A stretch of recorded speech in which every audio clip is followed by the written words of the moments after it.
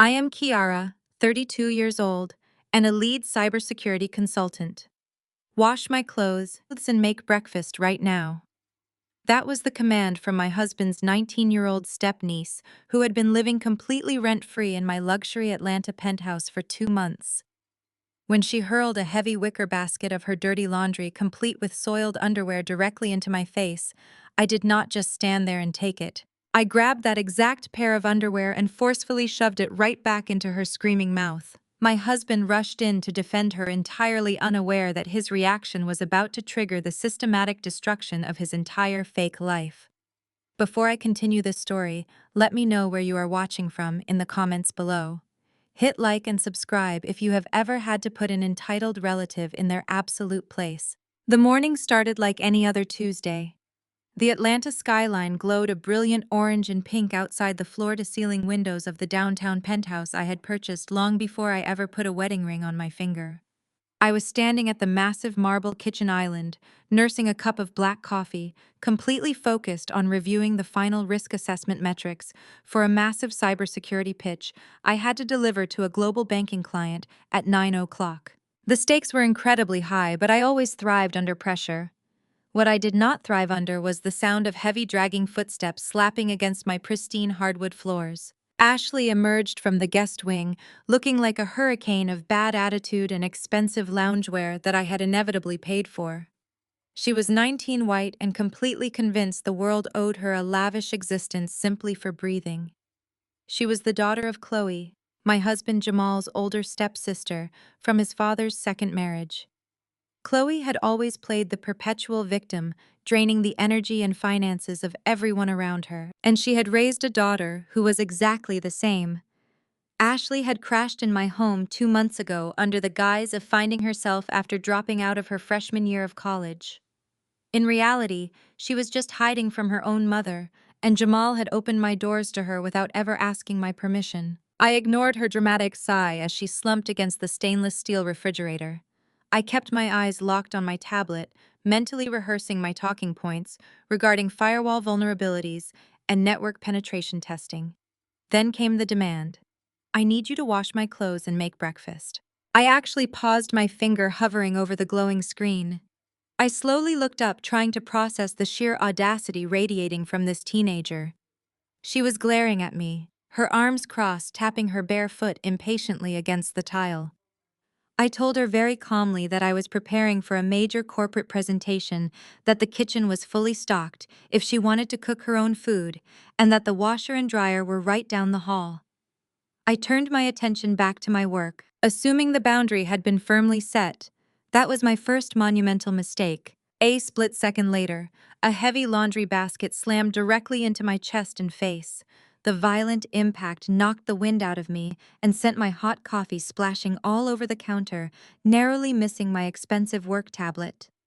A tangled mess of clothes, including a pair of unwashed, soiled underwear, draped over my shoulder and hit my cheek. I froze. The entire penthouse seemed to drop 10 degrees in an instant. I looked at the dirty clothes, then up at Ashley. She was smirking, a look of pure, unadulterated entitlement plastered on her face. "Do your job," she sneered, turning on her heel to walk back to her room. Something inside me, a heavy dam built from 2 agonizing months of biting my tongue, cleaning up her messes and funding this girl's existence, completely shattered. I did not think. I just reacted with pure instinct. I snatched the dirty underwear off the counter, closed the distance between us in 2 rapid strides, and grabbed her by the shoulder, spinning her around forcefully. Before she could form another word of blatant disrespect, I shoved the soiled fabric directly into her open, screaming mouth. She gagged violently, her eyes widening in absolute shock as she stumbled backward, her arms flailing wildly in the air. She tripped over the heavy metal base of a kitchen bar stool and crashed onto the floor, spitting the fabric out and coughing hysterically. "What is going on out here?" The booming voice of my husband echoed from the master hallway. Jamal sprinted into the kitchen, his crisp, custom-tailored investment broker suit looking impeccable as always. Jamal was a man obsessed with appearances and status. He spent thousands of dollars making sure he looked like the most successful broker in Atlanta, desperate to hide the reality that his commissions had dried up months ago. He saw Ashley on the floor crying and coughing, and immediately rushed to her side, wrapping his arms around her defensively. He looked up at me, his eyes blazing with a fury I had never seen directed at me before. "Are you crazy?" he screamed, his voice echoing off the high ceilings. "She is just a kid. Apologize to her right now." I stood my ground, my hands trembling not from fear but from a rage so pure it felt like ice water in my veins. "Apologize." I laughed, a harsh, bitter sound that made Jamal flinch. "I pay the mortgage, Jamal. I pay the utilities. I pay for the organic groceries she eats and the high-speed internet she uses to complain about me on social media. You moved your white stepniece in here 2 months ago because Chloe could not handle her own child, and I have not seen a single dime of rent from either of you." I pointed a shaking finger directly at his chest. "I have tolerated her leaving trash everywhere. I have tolerated her blasting music while I take international calls. I have tolerated her disrespect because you begged me for patience. But I draw the line at being physically assaulted and treated like the help in a home I bought and paid for with my own blood, sweat, and tears." Jamal stood up slowly, gently pushing a fake sobbing Ashley behind him. His face twisted into an ugly, condescending expression. He puffed out his chest, trying to use his physical size to intimidate me, adjusting his designer tie with a sharp jerk. He was playing the role of the wealthy patriarch, a role I had foolishly allowed him to act out to protect his fragile male ego. "You are acting like a hysterical maniac," he said, his voice dropping into a low, threatening register. "Ashley is family. We take care of family. You have always been jealous of my bond with them because you do not understand true loyalty." I stared at the man I had married 3 years ago. The man who was currently wearing a suit I had purchased for his birthday, defending a teenager who had just thrown dirty laundry in my face. I was about to remind him that his profound sense of loyalty seemed to only apply to people actively draining my bank accounts, but he beat me to it. He delivered a line that would forever alter the course of our lives. "This is my house too," he sneered, stepping closer so I could smell his expensive cologne. "And my family stays. If you do not like it, you can pack your bags and find somewhere else to be miserable." The silence that followed his words was deafening. Even Ashley stopped her theatrical sobbing, watching the exchange with wide eyes, clearly thrilled that Jamal had finally put me in my place. Jamal stood tall, waiting for me to argue, waiting for me to cry or scream or beg him to understand my side. He wanted the emotional reaction to validate his false sense of power. Instead, my mind went completely still. A profound, absolute clarity washed over my entire being. The woman who had spent years shrinking herself to make her husband feel bigger simply vanished. I looked at his smug face and at the smirking teenager hiding behind him on the floor. I did not say a single word. I simply smiled, a tight, cold expression that made Jamal blink in sudden confusion. I turned around, picked up my leather briefcase, grabbed my car keys off the console, and walked straight out the front door, the heavy lock clicking shut behind me. He thought he had just won the argument and asserted his dominance. He had no idea he had just handed me the match to burn his entire fake empire to the ground. The adrenaline from the kitchen altercation did not fade. It crystallized into a sharp, cold focus by the time I stepped out of my car and walked into the corporate headquarters of the largest banking firm in Atlanta. I am a lead cybersecurity consultant, and my job is to find vulnerabilities in massive systems before the bad guys do. The irony was not lost on me that I had spent years building impenetrable digital fortresses for billionaires while completely missing the parasite living inside my own home. I walked into the boardroom and took my place at the head of the long mahogany table. A dozen executives in expensive suits stared back at me, waiting to see if I was worth the exorbitant consulting fee my firm commanded. I did not just present the data, I dominated the room. I projected heat maps of their network vulnerabilities on the screen and walked them through exactly how a coordinated breach would drain their assets in under 3 minutes. I spoke with absolute authority. When one of the senior vice presidents tried to interrupt me to question my methodology, I shut him down with a single irrefutable data point that left him speechless. By the end of the 2-hour pitch, they were practically begging to sign the contract. As I shook hands and gathered my files, the stark contrast of my reality hit me. In this room, men with immense wealth and power hung onto my every word. I was respected. I was the undisputed expert. But the moment I crossed the threshold of my own home, I was reduced to a maid for a spoiled teenager and a punching bag for a mediocre husband. That dynamic was ending today. I drove back to my downtown penthouse feeling a strange sense of calm. I planned to pack Jamal a bag, leave it outside the front door, and change the access codes to the private elevator. I stepped out of the elevator directly into my foyer, expecting the quiet sanctuary I had paid millions for. Instead, the blaring sound of cheap reality television echoed through the open floor plan. I dropped my keys on the console table and walked into the living room. The sight before me made my blood run cold. Chloe Jamal's 36-year-old stepsister was sprawled out on my custom emerald green velvet sofa.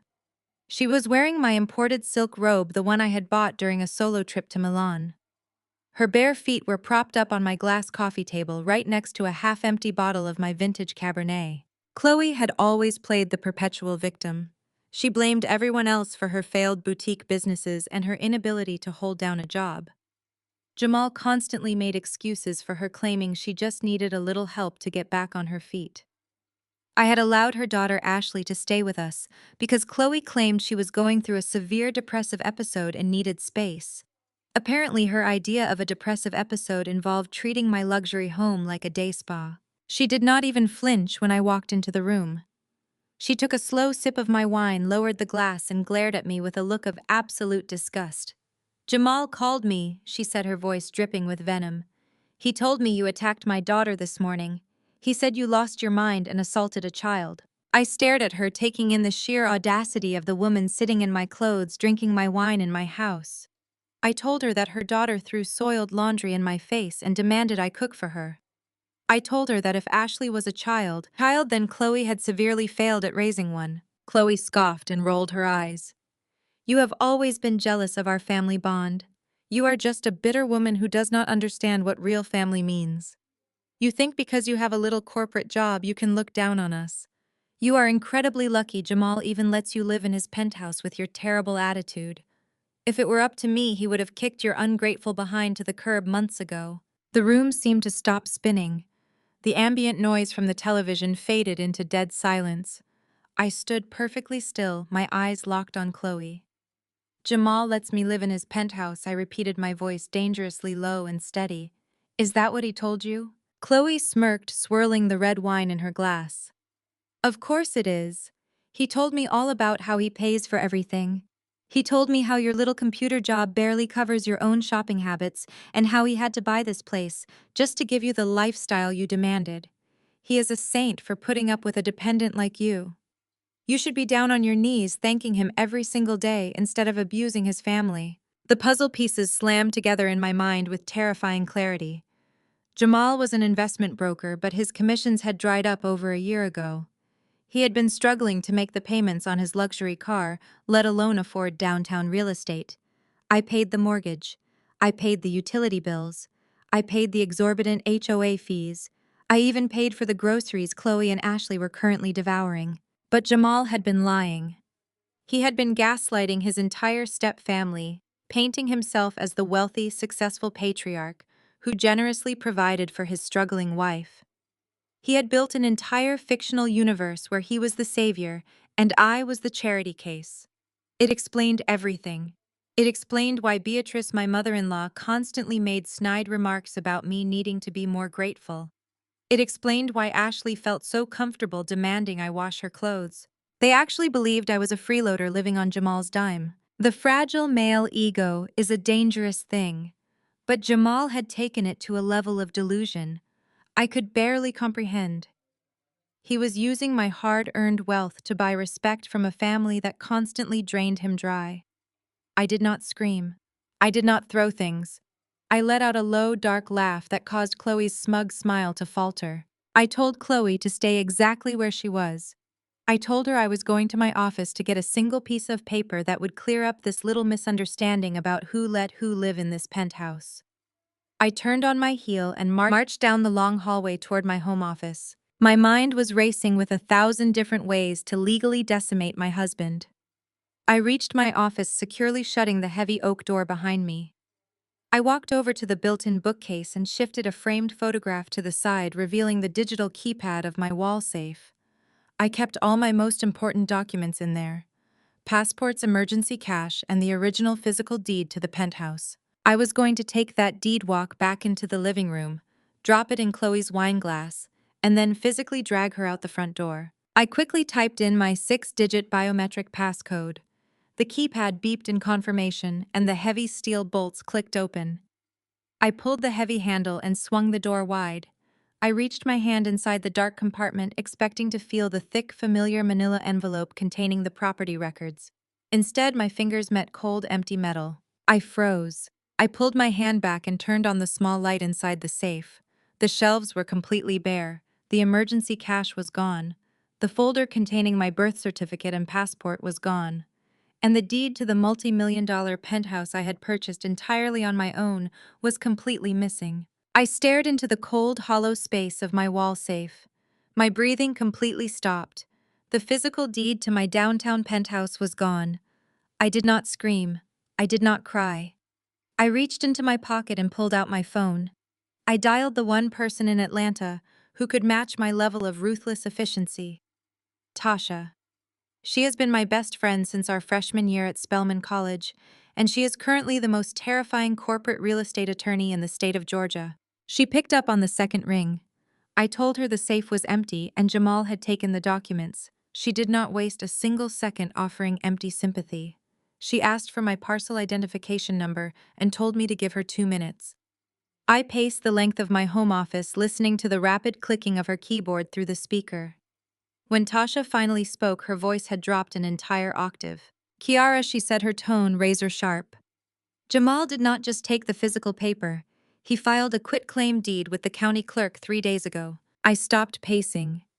I asked her how that was even legally possible without my signature. Tasha explained that he had used a fraudulent notary stamp. Jamal had a shady cousin who worked in a local title office. He had literally forged my signature on a government document to transfer ownership of my property from my blind trust into a joint tenancy containing 2 names: his name and Chloe's name. The sheer audacity made my vision blur. He was not just gaslighting his white stepsister into believing he was some massive real estate mogul. He was actively committing felony fraud to steal my multi-million-dollar home right out from under me and hand half of it to a woman who treated me like garbage. He wanted to secure a permanent rent-free luxury life for his stepfamily using my assets. I thanked Tasha and hung up the phone. I cracked my knuckles and sat down in my ergonomic desk chair. Jamal thought he was a criminal mastermind because he knew how to sweet-talk gullible clients into terrible investment portfolios.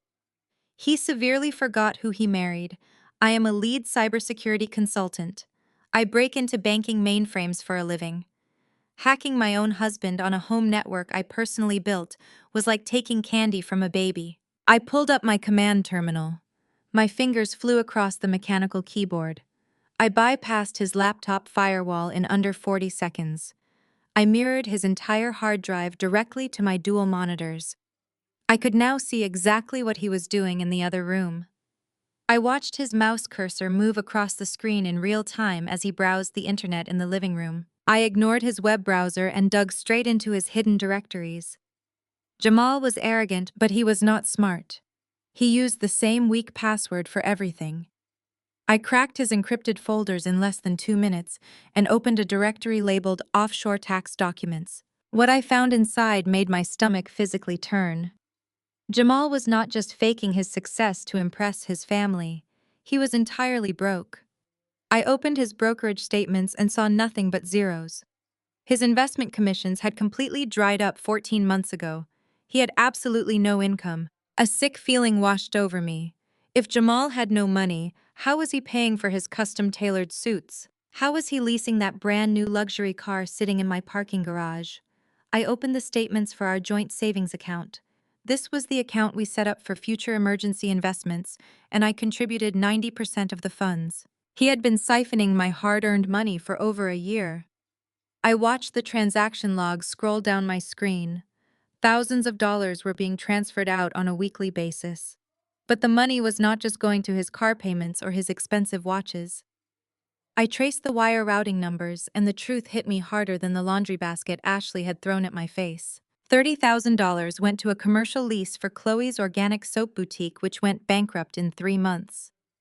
$15,000 went to a credit card registered in Ashley's name, completely maxed out at luxury designer stores. $5,000 went to a luxury spa retreat for Chloe under the guise of mental health recovery. I was completely funding the lifestyle of a woman who despised me and a teenager who blatantly disrespected me in my own kitchen. Jamal was bleeding me dry to buy the adoration of a white stepfamily that worshipped his fake wealth. He was playing the benevolent, wealthy patriarch, using the treasury of the wife he treated like a peasant. He was desperate for their validation, and he was using my salary to purchase it. My hands shook over the keyboard. I had spent 3 years building a life with a man who viewed me strictly as an ATM. He allowed his family to humiliate me because it elevated his own status in their eyes. He needed them to look down on me so they would look up to him. I immediately began downloading every single financial statement, every forged document, and every wire transfer receipt to a secure encrypted flash drive. I was gathering the ammunition to destroy his entire existence. Just as the download progress bar hit 90%, a notification popped up on the top right corner of Jamal's mirrored screen. It was an incoming text message from Chloe. I watched it flash across my monitor. It read, "Ashley is still crying in the guest room. You need to handle your wife, Jamal. She is out of control." I held my breath as I watched Jamal's cursor click into the text box. I watched him type out his reply character by character, completely unaware that his wife was reading over his digital shoulder. "Do not worry about Kiara and her terrible attitude," he typed. "Once the deed transfer clears the county office on Monday, I am kicking her out of the penthouse for good. Then I am taking her to court for spousal support. We will have the place all to ourselves." I watched those words appear on my monitor. Each keystroke was a nail in the coffin of my marriage. The old Kiara would have stormed into the living room, smashed his laptop into pieces, and dragged him out the front door by his designer collar. But I am a cybersecurity expert. I know that when you spot a catastrophic breach, you do not immediately shut down the server. You monitor the malware. You map its pathways. You gather enough undeniable evidence to permanently obliterate the threat. I quietly logged off his mirrored network and erased my digital footprints. Then I pulled out my secure work phone and placed a rush order for 4 state-of-the-art micro cameras equipped with military-grade audio receivers. They were the exact same stealth models my firm used for corporate espionage audits. I paid the exorbitant overnight shipping fee without a second thought. By the time Jamal sauntered into the master bedroom that night, acting like the exhausted breadwinner providing for his ungrateful wife, I was already under the covers pretending to be fast asleep. The package arrived at dawn. While Jamal was at the gym, supposedly working out, but likely just avoiding his financial reality, and while his parasites were still sleeping off their wine hangovers, I went to work. I installed the first camera inside the decorative molding of the living room ceiling. I placed the second directly behind the ventilation grate in the kitchen. I tucked the third into the intricate crystal design of the dining room chandelier. They were completely invisible to the naked eye, but gave me a flawless panoramic view of my entire home. I routed the encrypted feeds directly to a secure remote server only I could access. When they finally emerged for the day, I initiated Phase 2, the submissive wife. I walked into the kitchen wearing a plain, oversized sweater and my most apologetic expression. Jamal was standing by the espresso machine complaining about the roast profile of the beans I bought. I kept my eyes lowered and told him I was incredibly sorry for overreacting yesterday. I said the intense stress of my corporate job had been getting to me, and I promised to be much more accommodating to his family. The sheer look of triumph that washed over his face made my stomach churn. He actually reached out, patted my head like a disobedient dog, and told me he forgave me. He said a good wife knows when to fall in line and remember who runs the household. I bit the inside of my cheek so hard I tasted blood, but I maintained my soft, fragile smile. My sudden compliance functioned exactly like blood in the water. Chloe and Ashley became instantly emboldened. They stopped pretending to be polite guests and fully leaned into their vicious entitlement. The very next morning, I was sitting at the kitchen island, reviewing a massive vulnerability report on my secondary work laptop. Ashley strutted into the kitchen holding a massive iced matcha latte. She did not ask me to move. She did not even say excuse me. She simply walked right past me and deliberately tilted her plastic cup. A thick green puddle of sticky milk and ice cascaded directly onto my keyboard. The screen flickered violently and died instantly, destroying hours of unsaved security configurations. Ashley smirked, crossing her arms, waiting for the explosion. Jamal walked into the kitchen right on cue, completely ready to defend her and scream at me for upsetting a teenager. But I did not give them the satisfaction of a reaction. I took a deep breath, forced a warm, welcoming smile, and stood up. I told Ashley it was completely my fault for taking up too much space on the island with my silly work. I grabbed a roll of paper towels and began wiping up the sticky green mess, while she snickered loudly and walked away to lounge on the balcony. Jamal looked almost disappointed that he did not get to play the conquering hero. He scoffed and walked out, leaving me to clean the wreckage. But the real magic happened later that afternoon, when I went to my home office, locked the door, and pulled up the live camera feeds. The audio was crystal clear. I watched Jamal, Chloe, and Ashley sitting in the living room laughing hysterically about my broken laptop. Then the conversation shifted to business. Chloe asked Jamal if he was absolutely sure the forged deed would clear the county records without triggering a fraud alert. Jamal leaned back on my velvet sofa and laughed arrogantly. He told her his cousin at the title office guaranteed the fake notary stamp would pass the automated audit by Monday morning. But that was not the worst part. Jamal lowered his voice and outlined his master plan for my absolute ruin. He told Chloe they needed to drain my retirement accounts before he served me with the eviction papers.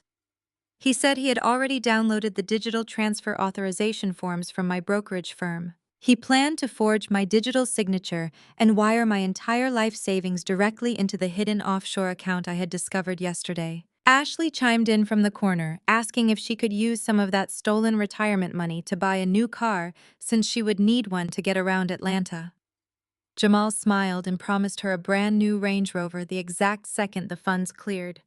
They were planning to leave me with absolutely nothing. No home, no savings, no retirement. They were plotting complete financial murder while drinking the expensive sparkling water I paid to stock in the fridge. I saved every single video file and backed them up to 3 separate secure cloud servers. I had everything I needed to lock them all in a federal penitentiary for the next decade. I just needed the perfect stage to execute my strike. Later that evening, Jamal called a mandatory family meeting in the living room. He stood by the fireplace, puffing his chest out, trying to look like a titan of industry. He announced that he had just hit a major career milestone and closed a massive, lucrative investment deal. He said he wanted to celebrate his incredible success by hosting a massive Sunday dinner for his entire extended family, right here in the penthouse. He specifically mentioned inviting his mother, Beatrice, who had always hated me, and all his aunts and uncles who constantly judged my career. He looked at me, expecting resistance or a complaint about the sudden invasion of privacy. I did not blink. I smiled sweetly and told him it sounded like a wonderful idea. I even offered to cook the entire feast from scratch so he could focus on entertaining his guests. I promised him candied yams, slow-roasted short ribs, and my signature macaroni and cheese playing perfectly into his desire for a traditional submissive wife. Jamal grinned from ear to ear, thrilled that his plan was coming together flawlessly. He had no idea I was planning to serve him up on a silver platter. Sunday morning arrived with the heavy aroma of brown sugar smoked turkey and baked spices filling the entire penthouse. I had been awake since 4 in the morning, meticulously preparing a feast that would serve as the grand finale of my husband's delusional empire. The menu was a calculated masterpiece of Southern comfort food, designed to disarm my enemies. Candied yams roasted in the oven, a massive pot of collard greens simmered low on the induction stove, and 3 trays of 5 cheese macaroni baked to a perfect golden brown. I was playing the role of the devoted traditional submissive wife to absolute perfection. My hands were covered in flour as I prepped the fried chicken station when the private elevator chimed. I glanced at the digital clock on the wall oven. It was barely 9 in the morning hours before any guests were scheduled to arrive. The heavy oak doors swung open, and the sharp, rhythmic clicking of low heels announced the arrival of Jamal's mother, Beatrice. Jamal had given her the master access code months ago without consulting me. Beatrice strode into my foyer, dressed in her Sunday best, a tailored lavender church suit, complete with a matching fascinator hat.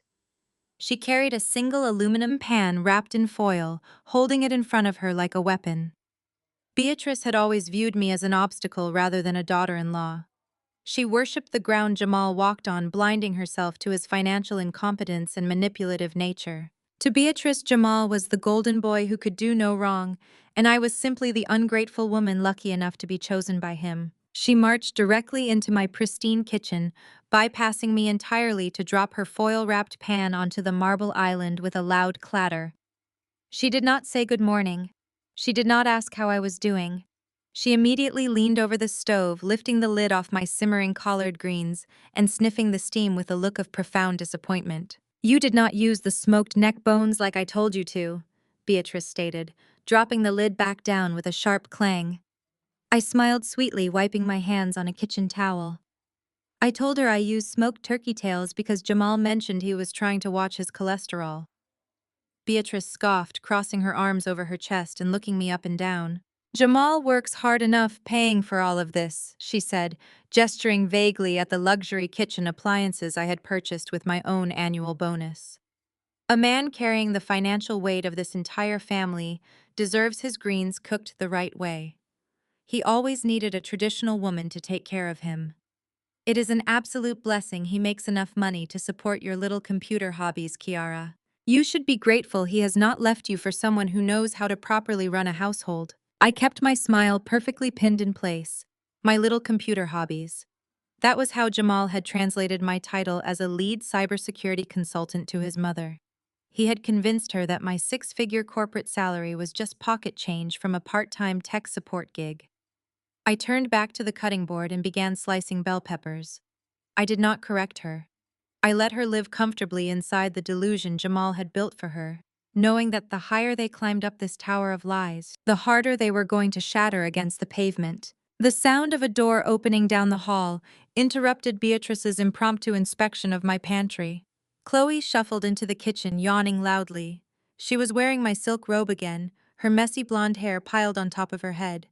Ashley trailed right behind her, already glaring at the screen of her latest smartphone, completely ignoring both me and her grandmother. Beatrice's entire demeanor transformed the second she saw them.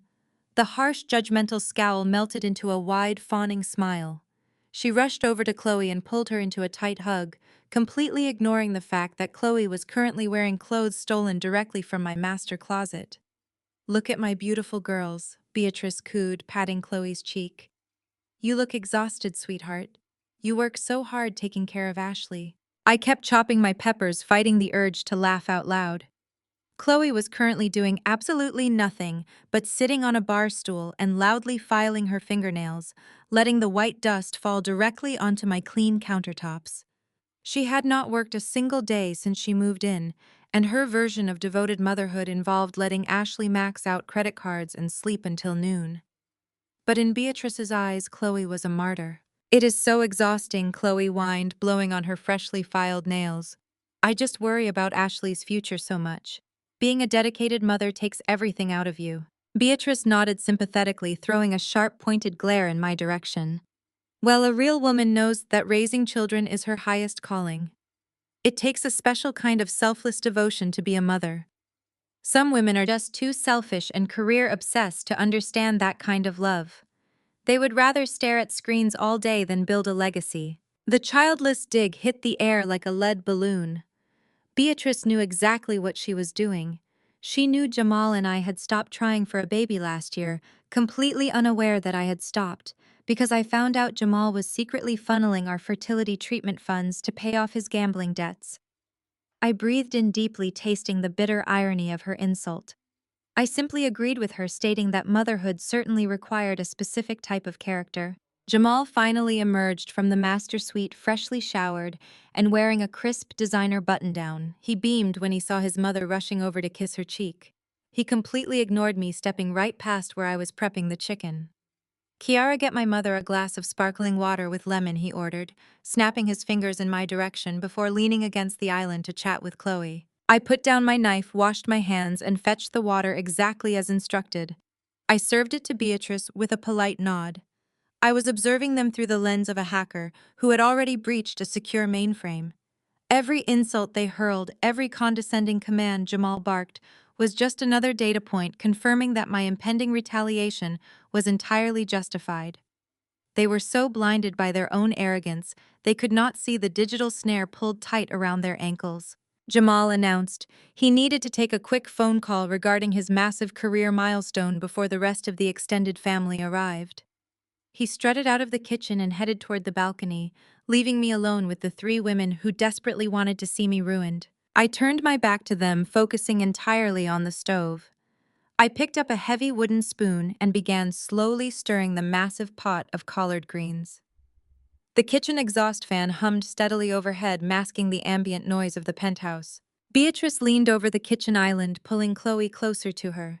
She clearly thought I could not hear them over the sound of the simmering broth and the heavy ventilation fan. But my hearing is perfectly fine, and the micro camera I had installed behind the kitchen grate was capturing every single syllable in high-definition audio. "I saw the new deed." Jamal drew up. Beatrice whispered, her voice thick with smug conspiratorial satisfaction. "He showed it to me last night. It is brilliant.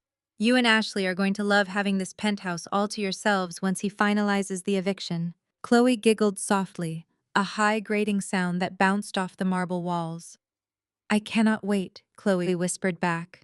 "I am already planning to tear down that ugly home office and turn it into a walk-in closet for Ashley. It is going to be so nice to finally get the toxic energy out of this house." I did not react. I did not drop the wooden spoon. I did not turn around to scream or confront them. I simply kept stirring the dark green leaves, watching the steam rise toward the ceiling. A slow, chilling smirk spread across my face. They thought they had secured their luxurious future. They thought they had successfully conspired to throw me out on the street. They had absolutely no idea that in just a few short hours, the only thing they would be packing was a single garbage bag. I stood at the end of the long walnut dining table, the heavy crystal wine decanter still resting in my right hand. Jamal remained standing at the head of the table, looking out over his gathered audience like a conquering king. He cleared his throat again, making sure every single aunt, uncle, and cousin was hanging on to his every word. He smoothed the lapels of his custom suit, a suit I had paid for, and let a wide, arrogant smile spread across his face. "As you all know," Jamal began, his voice projecting with that practiced, booming confidence he used on his most gullible clients. "The market has been incredibly volatile this year. But while other brokers were panicking, I saw opportunities.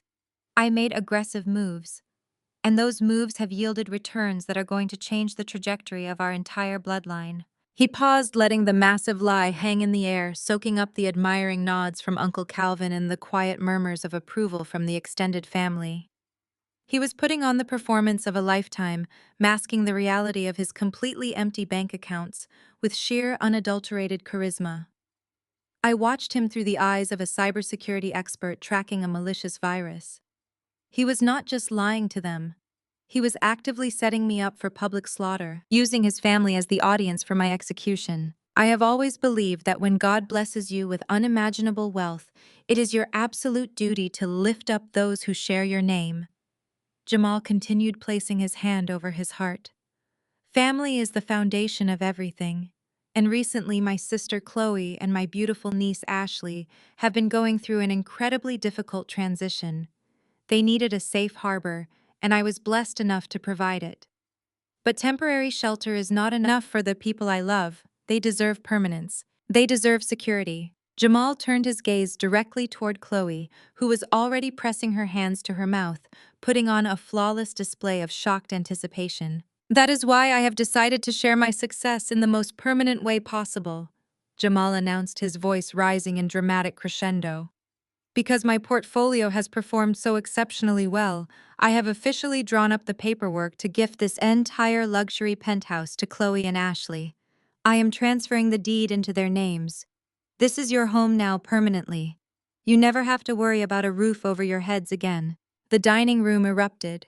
The sheer volume of the cheers and applause bounced off the marble walls and echoed through the high ceilings. Beatrice, my mother-in-law, leaped out of her chair and threw her arms around Jamal, openly sobbing tears of absolute joy. "Praise God for a real man!" Beatrice cried out loudly, making sure her voice carried directly down the table to where I was standing. "Look at my son. Look at the provider he has become. This is what a true patriarch looks like. He does not hoard his wealth like some selfish, career-obsessed people. He takes care of his family. He builds a legacy. You are a king, Jamal." Uncle Calvin raised his glass of my expensive scotch, cheering Jamal on, completely oblivious to the fact that he was applauding a man who was actively trying to commit felony fraud. Chloe jumped up from her seat, dramatically hugging Jamal and wiping away fake tears. She looked at the rest of the family, playing the ultimate victim who had finally been rescued. "I cannot even believe this!" Chloe sniffled loudly, clutching her chest. "We have struggled so much this year. We have been through so much darkness, and Jamal is finally making things right. We finally belong here in Atlanta. We finally have a place where we are safe from toxic energy and negativity." She turned her head and stared directly at me as she said the words, "toxic energy." The room began to quiet down as the family slowly turned their attention to the end of the table. They were waiting for my reaction. Jamal stood tall at the head of the table, his chest puffed out, an incredibly smug and dangerous smirk playing on his lips. He was waiting for the explosion. He wanted me to scream. He wanted me to cry. I wanted me to throw a hysterical fit right there in front of his mother and his uncles so he could point at me and prove to them that I was the unstable, crazy wife he had been describing behind my back. Ashley did not even try to hide her malicious delight. She leaned forward over her plate of macaroni and cheese, pointing her French manicured finger directly at my face. "You heard him." Ashley gloated, her voice dripping with pure entitlement. "This is our house now. I want you out of that guest wing by tomorrow morning. I need the space for my shoes, and my mom wants to turn your stupid little computer office into a yoga room. So you better start packing your bags tonight." Beatrice nodded in vigorous agreement, crossing her arms and glaring at me with sheer contempt. "You should be grateful Jamal let you stay here this long, Kiara. A man of his stature and wealth deserves a woman who respects him and bears him children, not a woman who spends her life staring at a screen. Pack your things quietly and leave with whatever little dignity you have left. Do not make a scene and ruin my son's beautiful dinner." The silence that blanketed the dining room was heavy and suffocating. Every single pair of eyes was locked on me. They expected me to crumble. They expected the weight of losing my home, my husband, and my dignity to crush me right there on the hardwood floor. I did not move a single muscle. I stood perfectly straight at the end of the long walnut table. I slowly lowered my eyes to the heavy crystal wine decanter still resting in my right hand. The deep crimson liquid swirled slightly against the glass. I took a deep, steadying breath, completely controlling my heart rate. I thought about the hidden cameras recording every single face in this room. I thought about the offshore bank accounts I had mirrored. I thought about the fraudulent wire transfer Jamal had scheduled to drain my retirement savings. I looked up. I did not scream. I did not shed a single tear. I smiled.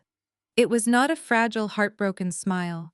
It was a slow, terrifyingly calm smile that did not reach my eyes. It was the smile of a predator watching a mouse trigger the trap. The profound, unsettling calm on my face caused the triumphant energy in the room to instantly evaporate. Jamal's smug grin faltered slightly, his eyebrows pulled together in sudden, sharp confusion.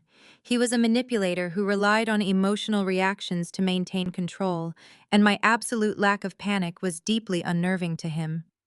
Chloe shifted uncomfortably in her seat, glancing nervously at Beatrice. Aunt Patrice looked away, sensing the dangerous shift in the atmosphere. I calmly poured a generous measure of red wine into my empty glass. The gentle splash of the liquid was the only sound in the entire penthouse. I set the heavy crystal decanter down on the table with a soft, deliberate thud. I picked up my wine glass by the stem and looked directly down the length of the table into my husband's eyes. Right at that exact second, a sharp, piercing chime echoed through the silent dining room. The sound came from my wrist. My smartwatch had just delivered a high-priority push notification. The bright digital screen illuminated the dark sleeve of my blouse. I slowly turned my wrist, maintaining my completely unbothered posture. I tapped the screen with one finger, pretending to casually read the notification. I let the silence stretch for 5 agonizing seconds, letting their anxiety build to a boiling point. I took a slow, methodical sip of my wine, savoring the rich flavor before I finally lowered the glass. I looked up at Jamal, my smile widening into something entirely ruthless. "Oh, my apologies," I said, my voice smooth, loud, and carrying a deadly corporate authority that sliced right through his fake patriarch persona. "I just got a highly sensitive alert from the county clerk's fraud division. The timing is just impeccable." Jamal's confident smile faltered. The warm, benevolent glow he had just manufactured for his captivated audience vanished, replaced by a tight, panicked grimace that he could not mask fast enough. He gripped the edge of the dining table, his knuckles turning a faint ashen gray against the dark walnut wood. "What are you talking about, Kiara?" Jamal said, his voice dropping into that condescending, authoritative register he always used when he wanted to put me in my place behind closed doors. "Put your phone away and sit down. You are interrupting a very important moment for my family." I did not sit down. I held his gaze with absolute zero hesitation. My right hand was still wrapped around the thick neck of the heavy crystal wine decanter. It was full of vintage Bordeaux, a bottle I had paid $400 for just last month with my own corporate bonus. I held it out slightly over the edge of the polished table. I relaxed my fingers. The heavy crystal plummeted and struck the solid oak floor. It shattered with a violent, explosive crash that made half the table jump completely out of their seats. Deep red wine splattered like a crime scene across the pristine hardwood and soaked immediately into the edges of the custom Persian rug. The deafening sound of breaking glass echoed through the high ceilings of the penthouse, instantly killing any remaining illusion of a peaceful Sunday dinner. Jamal flinched hard, stepping back as a jagged shard of crystal slid near his expensive Italian leather shoes. "Are you insane?" he yelled, his carefully crafted patriarch facade cracking wide open for his entire extended family to see. "I am talking about the forged quitclaim deed you filed on Thursday, Jamal," I said, my voice cutting through the ringing silence of the dining room like a surgical scalpel. I did not break eye contact with him for a single millisecond. "Did you really think a fake notary stamp would pass a basic digital audit? Did you actually believe that your shady cousin Marcus down at the county title office had the clearance to override a multi-factor authentication system without triggering a direct fraud alert to my secure network?" The color drained entirely from Jamal's face. He opened his mouth to speak, but absolutely nothing came out. The utter shock of me knowing his exact secret, highly illegal move paralyzed his vocal cords. He looked like a deer caught in the headlights of a freight train. But Beatrice was not paralyzed. Jamal's mother sprang up from her dining chair, her lavish lavender church suit rustling loudly as she slammed both her hands flat onto the dining table. Her eyes were wide with pure, unfiltered rage, deeply offended that I would dare challenge her golden boy in front of the relatives. "How dare you ruin my son's dinner with your lies!"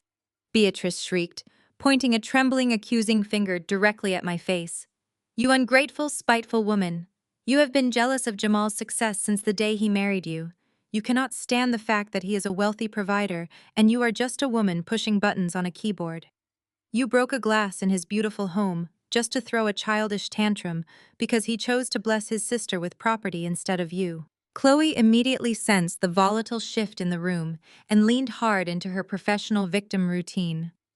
She pushed her chair back violently, clutching her chest and breathing in short, heavy gasps, as if she were having a sudden panic attack. "She is having a mental breakdown," Chloe cried out, looking frantically at Uncle Calvin and Aunt Patrice to garner their sympathy. "Jamal, you have to get her psychiatric help right now. She has been acting crazy all week long. She attacked Ashley in the kitchen just the other day. I told you she was unstable and dangerous." She is making up these wild, insane stories about forged documents because her mind is completely snapping under the pressure of her job. Ashley chimed in right on cue, hiding dramatically behind her mother's chair. She is a psycho, Ashley whimpered, wiping away completely invisible tears. She purposefully ruined my clothes, and now she is trying to ruin your family dinner. Make her leave, Uncle Jamal. She scares me. Uncle Calvin cleared his throat, looking incredibly uncomfortable and deeply troubled. He had just raised his glass to toast to Jamal's immense wealth and character, and now he was watching the kingdom burn to the ground over dessert. Oh, hold on a minute, Kiara, Calvin said, trying to use his booming patriarch voice to restore traditional order to the room. If you are having severe problems at work, and it is stressing your mind, we as a family can pray on it. But making wild accusations about felony forgery against your own husband in front of the whole family is a step way too far. You are disrespecting his house. You need to apologize to your mother-in-law and go rest. I looked calmly at Uncle Calvin. I respected the man, but I was not about to let his traditional family values shield a literal criminal who was trying to leave me homeless. With all due respect, Uncle Calvin. I said, my tone perfectly, even and respectful, but completely unyielding. I do not need rest, and I certainly do not need prayer for my mental state. What I need is for my husband to explain to this entire table how he managed to gift a $6 million penthouse that he does not even own. A loud murmur erupted around the table. Aunt Patrice leaned forward, her brow furrowed in deep confusion. What do you mean he does not own it, Kiara? Shut up, Kiara, Jamal finally barked, his panic morphing into aggressive, desperate anger. He slammed his fist down hard on the dining table, making the silverware rattle. I am warning you. Do not embarrass us in front of my family. You are having a hysterical episode. Chloe is right. Your demanding tech job has fried your brain. You need to go to the guest bedroom right now and calm down before you do something you regret. He turned his attention to his extended family, forcing a tight, incredibly fake smile that made him look completely manic. I apologize, everyone. Kiara has been under immense pressure at her consulting firm lately. The corporate stress has been making her deeply paranoid. She is not thinking straight and she is lashing out. Let me get someone to clean up this broken glass, and we can move into the living room for dessert and coffee while she rests. He looked over at Chloe and Ashley, his eyes wide with silent instruction. You two go ahead and pack a small bag for Kiara. I think she needs to spend a few nights at a wellness retreat to get her head right. I was actively trying to gaslight the entire room. He was trying to use the classic exhausted trope of the overworked, hysterical woman to completely discredit my factual, devastating accusation. He thought if he just commanded the room with enough bass in his voice, his family would fall in line and help him physically throw me out of my own home under the guise of getting me psychiatric help. Beatrice nodded vigorously, fully endorsing his manipulative narrative. That is exactly what she needs. Send her away right now, Jamal. We do not need this kind of toxic, disruptive energy in your home. You work way too hard to come home to a crazy woman breaking your expensive crystal and insulting your charity. I watched the four of them try to weave a massive web of lies right in front of my eyes. It was fascinating to see how quickly they rallied together to protect the delusion. Jamal was banking heavily on my lifelong habit of keeping the peace. He was relying on the fact that for the past 3 years, I had always backed down to avoid making him look small in front of his overly critical mother. He truly believed the public pressure of his gathered aunts, uncles, and cousins would shame me into submission. He severely miscalculated the woman he married. I reached into the pocket of my slacks and pulled out my smartphone. I held it up so the glowing screen was perfectly visible to Jamal from across the long table. I opened my smart home security application. The app controlled every single electronic system in the penthouse systems I had personally wired, configured, and heavily encrypted. I looked right at Jamal, who was currently waving down a cousin to help him sweep up the broken glass. His eyes darted to my phone, and for the very first time since I met him, raw, unfiltered fear flashed across his face. I tapped the master override button on my screen. Instantly, a loud, synchronized mechanical thud echoed through the entire penthouse. The heavy motorized steel deadbolts on the massive oak front doors slid into their locked positions with a definitive clack. A second later, the private elevator chimed a sharp negative tone as its power was completely disabled from the grid. The heavy steel security shutters rolled down over the balcony doors with a low, intimidating hum, sealing off the only other physical exit. The entire dining room froze in place. The mechanical sounds were unmistakable. The penthouse was now in total lockdown. Uncle Calvin stood up looking highly alarmed. "What was that sound, Kiara? What did you just do to the doors?" Beatrice gripped the edge of the table, looking around wildly as the balcony shutters clicked into the floor. "Jamal, what is happening? Make her unlock the doors right now. She is holding us hostage in your house." Jamal took a step toward me, his hands balled into tight fists at his sides. "Unlock those doors right now, Kiara," he demanded, trying to sound tough, but failing to hide the slight tremble in his voice. "I am not playing games with you anymore. You are crossing a massive line." I slipped my phone back into my pocket and crossed my arms over my chest. I looked at the panicked, furious faces of the parasites who had tried to drain my life savings, and then I looked at the extended family who had unknowingly been eating the food my paycheck had bought. "Nobody is leaving," I said, my voice echoing with a terrifying absolute authority that pinned Jamal directly to the floor. "Nobody is leaving until we finish dessert." The absolute silence that followed my lockdown command was suffocating. The heavy steel shutters had completely sealed off the penthouse balcony, blocking out the Atlanta skyline and trapping the ambient light inside the dining room. Uncle Calvin slowly sat back down in his chair, his eyes darting between the thick metal deadbolts on the front doors and the shattered crystal sparkling in the spilled red wine on the floor. Beatrice looked like she had stopped breathing altogether. Jamal stood frozen at the head of the table, his chest heaving under his expensive custom suit, completely stripped of his fake patriarch persona. He opened his mouth to scream at me again, but before a single sound could escape his throat, a sharp, crisp ding echoed from the back of the kitchen. It was not the main private elevator in the foyer. I had completely cut the power to that grid. It was the service elevator located just behind the walk-in pantry, a secure access point I had specifically kept online for this exact moment. The heavy kitchen swinging doors pushed open. The sharp, rhythmic clicking of designer stiletto heels cut through the dead air of the dining room. Tasha stepped into the light. Tasha has been my best friend since our freshman year at Spelman College, and she is currently the most feared corporate real estate attorney in the state of Georgia. She walked into my dining room looking like an absolute executioner. She was wearing a flawless crimson power suit, her hair pulled back into a sleek, unforgiving bun.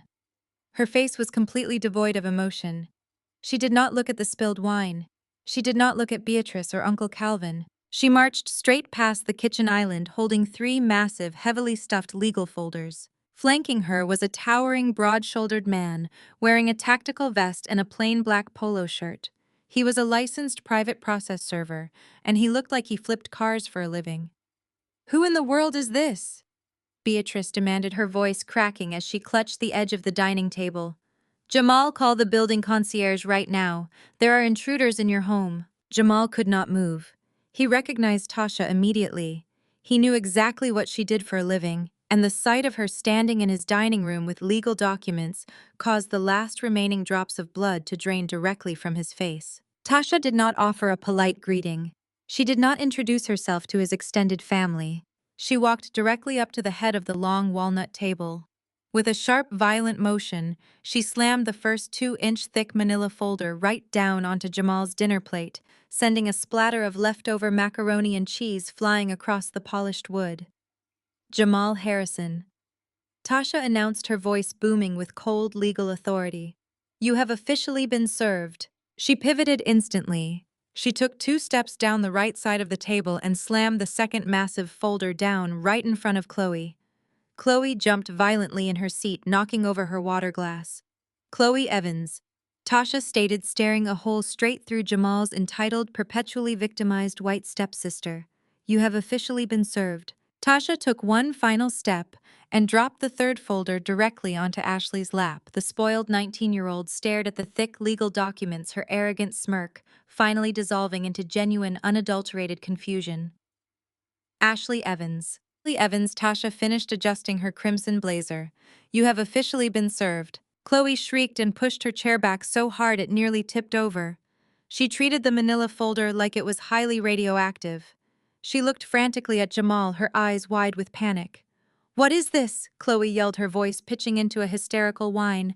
Jamal, what is she doing? Why are people handing us legal papers in the middle of dinner? You said everything was taken care of.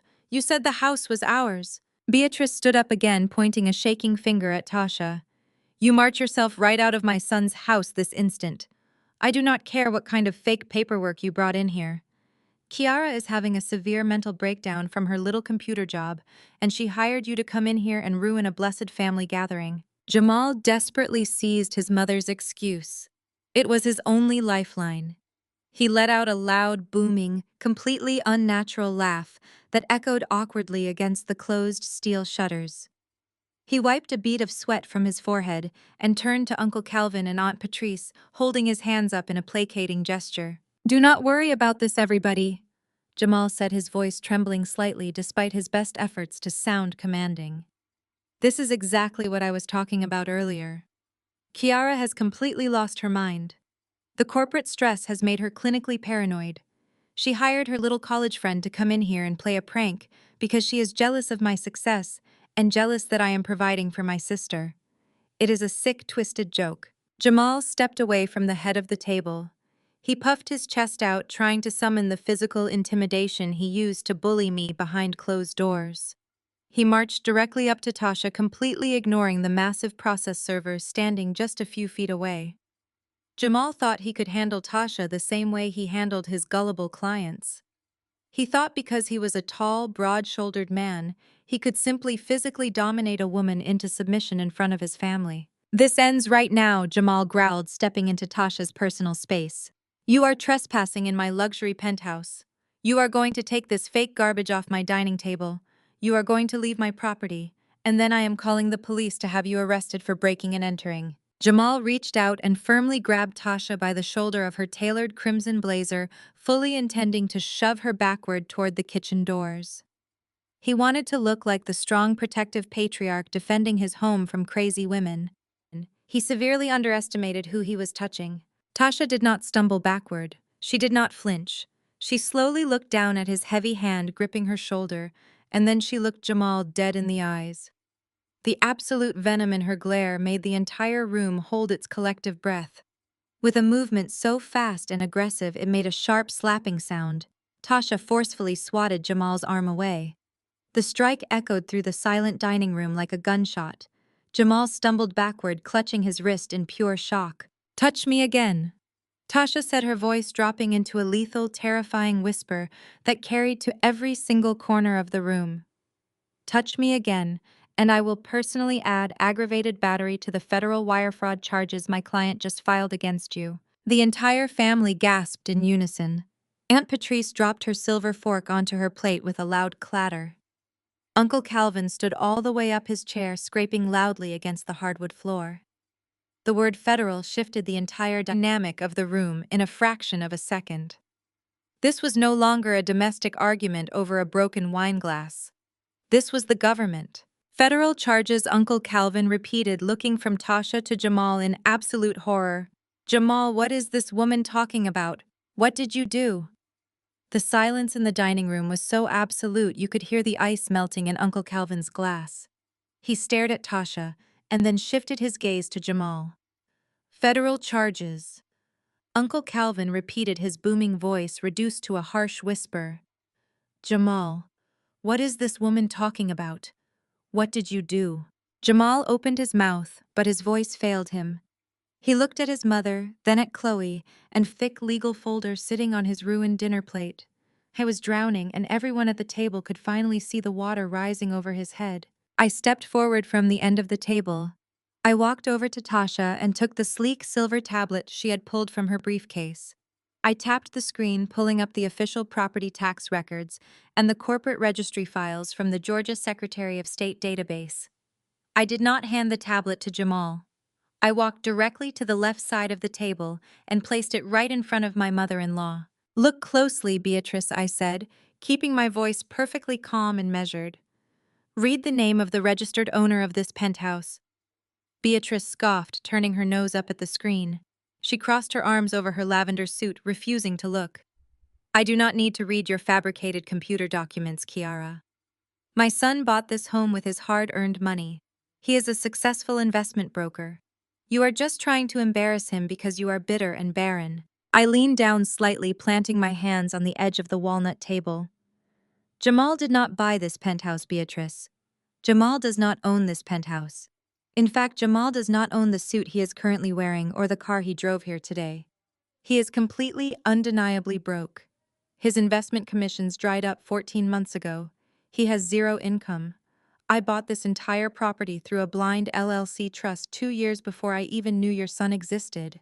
A loud gasp rippled down the length of the dining table. Aunt Patrice covered her mouth with her hands. Uncle Calvin stood up taller, his eyes widening as he looked at the nephew he had just praised as a king. That is a bold-faced lie, Beatrice yelled, finally looking down at the tablet. She squinted at the screen, her eyes scanning the official state seals and the corporate entity names. Her face contorted in furious denial. This means nothing. You set up a fake company to hide my son's money from his own family. You are a gold digger trying to steal Jamal's hard-earned wealth. You married him for his status, and now you are trying to rob him blind. I laughed. I actually laughed out loud at the sheer profound delusion this woman possessed. A gold digger, I repeated. Beatrice, I am a lead cybersecurity consultant. I make more in a single fiscal quarter than your son has made in his entire adult life. He has been draining my joint savings account to pay for his luxury car lease and to fund his stepsister's failed organic soap business. Your golden boy is a parasite living entirely off the sweat of my brow. I turned away from Beatrice and looked directly at Jamal. He was gripping the back of his dining chair so hard his knuckles were white. He looked like he was going to be physically sick. And that brings us to the most pathetic part of your entire master plan. Jamal, I said, taking slow, deliberate steps toward him. You wanted to kick me out of my own home and give it to Chloe and Ashley. So you called your shady cousin at the county title office. You paid him to use a fraudulent notary stamp to file a quitclaim deed.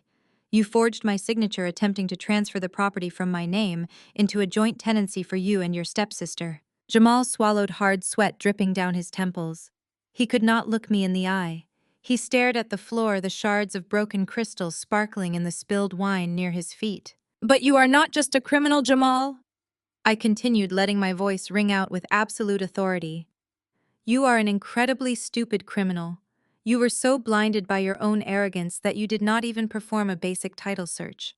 If you had, you would have realized that I do not personally own this penthouse. The corporate entity owns it. You forged a legal transfer document from an individual who holds no personal property rights to this address. You committed felony wire fraud and state-level document forgery for a piece of paper that is legally worthless. The county clerk flagged the mismatched entity immediately.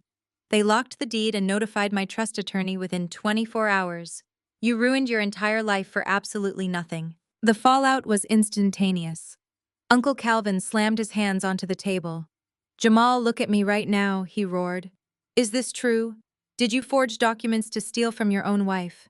Have you been lying to this family about your job? Jamal stammered, his eyes darting frantically around the room, looking for an escape route that no longer existed. Uncle Calvin, I can explain. It is a misunderstanding. The market took a bad turn, and I was just trying to secure an asset to leverage for a new investment fund. Kiara is exaggerating the details. She is just trying to make me look bad because I wanted to help Chloe. You forged her signature on a government document, Aunt Patrice yelled, her voice dripping with disgust. You stood there 10 minutes ago pouring expensive scotch and bragging about your wealth while you were stealing from the woman who feeds you. You are an absolute disgrace to this family. The extended relatives began murmuring loudly to each other, shaking their heads in profound disappointment. The facade was completely shattered. The wealthy, generous patriarch they thought they were celebrating had been exposed as a broke, manipulative fraud who was actively committing felonies against his own wife. But Beatrice refused to accept reality. She could not process the fact that her perfect son was a criminal and a failure. She slammed her hand against the tablet on the table, pushing it away. I do not care what these stupid computer papers say. Beatrice screamed, her face flushed with irrational toxic rage. You are his wife. When you marry a man, what is yours becomes his. It is his right to manage the assets of the household. He is the head of this family. If he decided to put the house in his name to secure his future, then he was just doing what a man has to do to protect his legacy. You should have given him the property willingly, instead of hoarding your money like a selfish, arrogant child. Jamal is the victim here. You drove him to this because you refused to be a proper submissive wife. Tasha stepped forward, her heels clicking sharply against the hardwood floor. She looked at Beatrice with a mixture of pity and sheer professional contempt. Ma'am, Tasha said, her voice dripping with lethal corporate courtesy. The state of Georgia does not recognize the fragile male ego as a legal defense for felony document forgery. Your son is facing 5 to 10 years in a federal penitentiary. I highly suggest you stop speaking before I name you as a co-conspirator in his fraud investigation. Beatrice snapped her mouth shut, her eyes wide with shock. She looked at Jamal, waiting for him to defend her, to assert his dominance and throw Tasha out. But Jamal just stood there, completely broken and utterly silent. He had nothing left. His lies were exposed, his money was gone, and his freedom was hanging by a very thin thread. The dining room descended into a tense, suffocating quiet. The extended family members looked down at their plates, too embarrassed to even make eye contact with me. They realized they had been invited to a celebration built entirely on stolen money and criminal deceit. But the silence did not last long. At the right side of the table, Chloe slowly pushed her chair back and stood up. She had been sitting in stunned silence since Tasha dropped the legal folder in front of her. She had watched her luxurious future evaporate in the span of 5 minutes. She realized the multi-million-dollar penthouse was not going to be hers. She realized the free ride was officially over. But Chloe was a professional parasite, and parasites do not let go of their host without a desperate, vicious fight. She crossed her arms over her chest, pulling my imported silk robe tighter around her body. She lifted her chin, pasting a defiant, arrogant scowl across her face. She looked at Tasha, then she looked directly at me. Her eyes were hard and calculating, shifting from panic back to that familiar, deeply ingrained entitlement. You think you are so smart, Kiara? Chloe sneered, her voice echoing loudly in the quiet room. You think because you have a fancy lawyer and some corporate documents you can just intimidate us. You think you can humiliate my brother and treat us like garbage. Well, you are wrong. She stepped away from the table, planting her bare feet firmly on the hardwood floor. She threw her shoulders back, using her white privilege as a shield, fully believing the legal system would inherently protect her over me. It does not matter who officially owns this place, Chloe announced, her voice rising in a triumphant, malicious tone. It does not matter what your little LLC trust documents say. Ashley and I have been living in this penthouse for 2 straight months. Our belongings are in the bedrooms. We receive our mail at this address. Under the law, we have established legal residency. She pointed a manicured finger directly at my face, a wicked, desperate smile spreading across her lips. We have squatters' rights, Kiara. You cannot just kick us out on the street. You cannot touch us. If you want us gone, you have to go down to the courthouse, file a formal eviction notice, and drag us through a legal process that will take months. Until a judge signs an order and the sheriff shows up at that door, this is our home too. We are not going anywhere. We are going to stay right here in this penthouse, and there is absolutely nothing you can do about it. I looked at Chloe as she stood there with her bare feet planted on my expensive hardwood floor. She was wearing my imported silk robe, dripping with a false sense of white privilege, fully convinced that the legal system would somehow bend to her will just because she decided to occupy my space. She thought the words squatter rights were a magic spell that would force me to endure months of grueling litigation while she and her spoiled daughter lived comfortably on my dime. I did not yell. I did not argue with her completely absurd understanding of Georgia property law. I simply smiled. It was a cold, clinical smile that made the arrogant sneer on Chloe's face falter for just a fraction of a second. You think you are playing a game of chess, Chloe, I said, my voice echoing with absolute tranquility through the tense dining room. But you do not even know what board we are sitting on.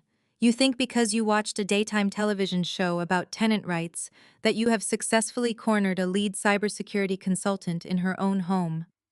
You really believe I would expose your entire criminal conspiracy tonight without already having a flawless execution strategy in place? I turned my back on her, completely dismissing her threat as if she were a toddler throwing a tantrum. I reached into the deep pocket of my tailored slacks and pulled out the sleek black aluminum remote for the penthouse entertainment system.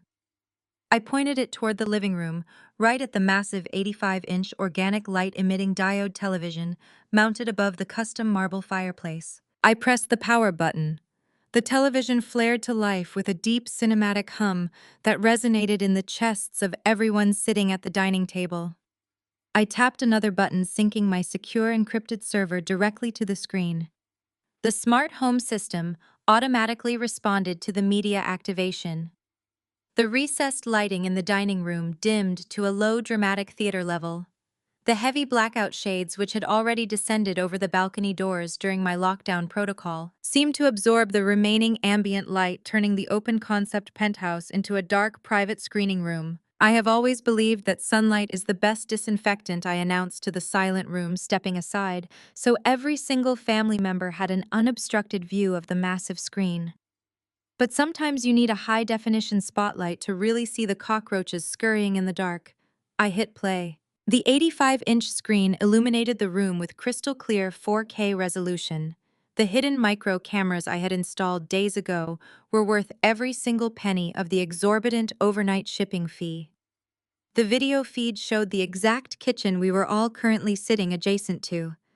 The timestamp in the bottom right corner displayed Thursday afternoon, right around the time I was supposedly at my corporate office. The audio kicked in, captured perfectly by the military-grade acoustic sensors. The sound of Jamal and Chloe laughing filled the dining room. On the screen, Jamal was leaning comfortably against the marble kitchen island, holding a glass of my expensive sparkling water.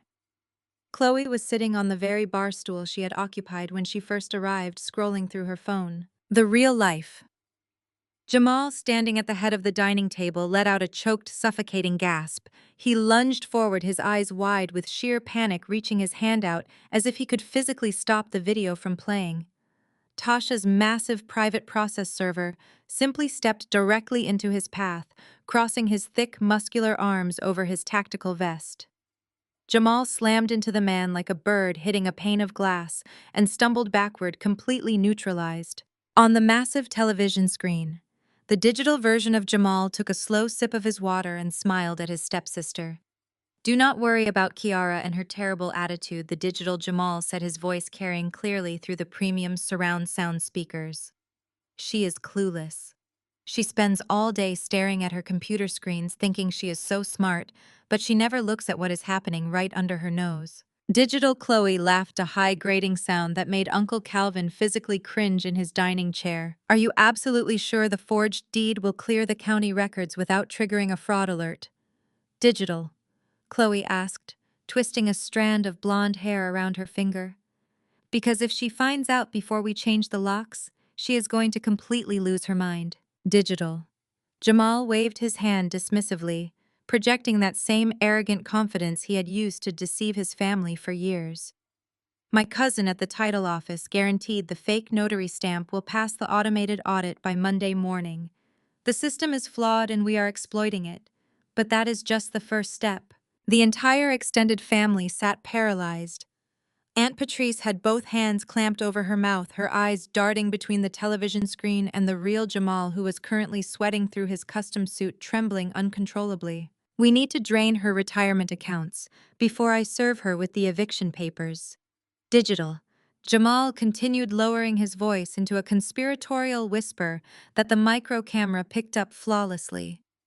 "I already downloaded the digital transfer authorization forms from her brokerage firm. I know her social security number and her mother's maiden name.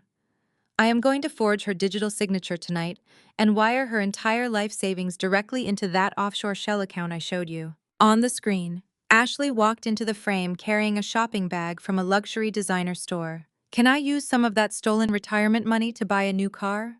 Digital Ashley asked, tossing her bag onto the counter. "I need something nice to get around Atlanta once we kick her out." Digital Jamal smiled at the teenager like a proud uncle. "You will get a brand new Range Rover the exact second those funds clear the Cayman account, Ashley. We are going to leave her with absolutely nothing. No home, no savings, no retirement. We are going to bleed her completely dry. I pressed the pause button. The image froze on Jamal's smiling, treacherous face. The silence in the penthouse was heavier than lead. It was a suffocating, crushing weight that pressed down on the shoulders of every single person sitting at the table. They had just watched in undeniable high-definition clarity their golden boy conspiring to commit absolute financial murder against his own wife. They watched him plot to steal my life savings to buy a luxury vehicle for a disrespectful teenager who contributed absolutely nothing to society. Uncle Calvin slowly turned his head to look at Jamal. The older man's face was a mask of pure, devastating heartbreak and profound disgust. "You are a monster," Uncle Calvin whispered, his deep voice shaking with emotion. "I held you when you were a baby. I taught you how to tie your first necktie. I taught you that a man protects his wife, that a man provides through honest hard work. And you sit here in her house drinking the liquor she bought, while plotting to leave her destitute on the street to fund this entitled nonsense. You are no nephew of mine." Aunt Patrice refused to even look at him. She stared down at her lap, shaking her head in silent, weeping disappointment. Chloe stood frozen near the kitchen doors. Her earlier bravado about squatter rights had completely evaporated. The false shield of her white privilege could not protect her from crystal-clear video evidence of conspiracy to commit federal wire fraud. She realized with terrifying clarity that she was not just an unwanted guest anymore. She was a documented co-conspirator in a major felony. But Beatrice, Jamal's mother, was still desperately fighting against reality.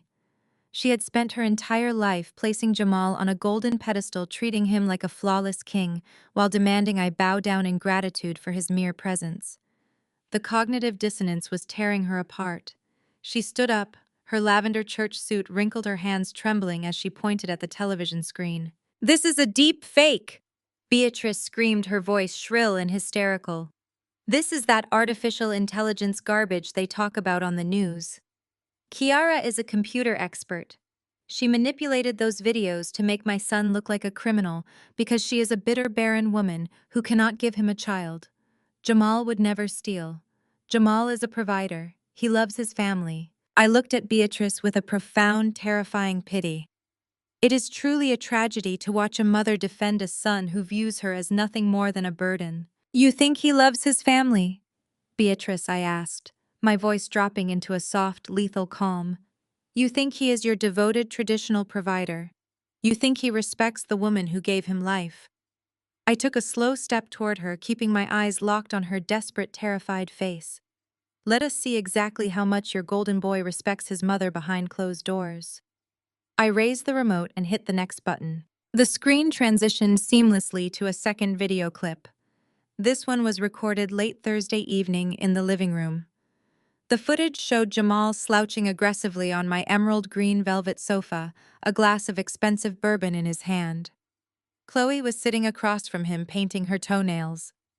On the screen, digital Jamal let out a loud, exhausted groan and tossed his smartphone onto the glass coffee table. "My mother is an absolute financial leech, digital," Jamal complained, his voice dripping with profound irritation and sheer disrespect. "She calls me crying every single week. It is always something new. Her mortgage is short, her church tithes need to be paid, her car note is late. It is completely pathetic." In the dining room, Beatrice physically recoiled as if she had been struck across the face. Her mouth dropped open, and the color rushed out of her cheeks, leaving her looking hollow and gray. Digital Chloe laughed on the screen, not even looking up from her pedicure. "Why do you keep giving her money then?" Digital Chloe asked. "Just tell her you are broke." "I cannot tell her I am broke, Digital," Jamal snapped, running a hand over his face. "If I tell her the truth, I lose my status in the family. I am only keeping her afloat by siphoning Kiara's salary. Every time I send my mother money, I have to transfer it out of Kiara's joint savings account and pretend it came from a big investment dividend." Digital Jamal took a large swallow of his bourbon, his face twisting into a cruel, mocking sneer. "If Kiara ever checks those bank statements and cuts me off, my mother is going straight to a cheap nursing home paid for by the state. She walks around treating me like I am some kind of wealthy king. But the truth is, she is just another annoying bill I have to pay to keep up this charade. She is a burden, Chloe. An absolute suffocating burden. I hit the power button on the remote. The massive screen went completely black, plunging the front half of the penthouse back into the dim, dramatic shadows. The destruction of Beatrice was complete. The illusion was dead. The golden boy syndrome that had protected Jamal his entire life had just been violently executed in front of the entire family. Beatrice stood perfectly still, her eyes wide, staring at the black television screen. The woman who had marched into my kitchen just hours ago to criticize my cooking, the woman who had demanded I be a submissive, grateful wife, was entirely broken. She turned her head slowly, looking at Jamal. Her lips trembled, her chest heaved. The devastation in her eyes was so profound, so absolute, that it stripped away every ounce of her previous arrogance. In the culture of our community, disrespecting the mother who sacrificed for you is the ultimate unforgivable sin. Jamal had not just stolen money. He had stripped his mother of her dignity, treating her devotion as an annoying tax on his ego. Mama, Jamal whimpered, his voice cracking into a high, pathetic squeak. He took a stumbling step toward her, holding his hands out in a desperate, pleading gesture. Mama, please. It was taken out of context. I was just stressed. I did not mean those things. I was just venting. You know I love you. You know I take care of you. Do not touch me, Beatrice whispered, her voice rough and torn. She backed away from him as if he were covered in a highly contagious disease. You used her money to play the big man, and then you sat there and called me a burden to this white woman. You sold your own mother out to look cool in front of your stepsister. You are nothing. You are an empty, pathetic shell of a man. Jamal fell to his knees right there on the hardwood floor. The custom suit I had purchased him bunched awkwardly around his legs. He was crying now, actual genuine tears of panic reaching his hands out toward his mother's skirt. He was scrambling desperately, trying to do damage control, trying to spin one more massive lie to save himself from the total social and familial ruin that was crashing down upon him.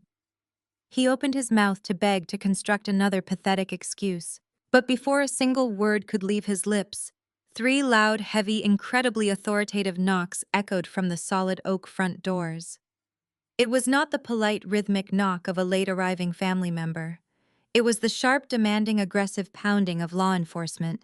The 3 loud, authoritative knocks echoed through the silent dining room like a gavel striking wood. The sound was heavy, metallic, and undeniably official.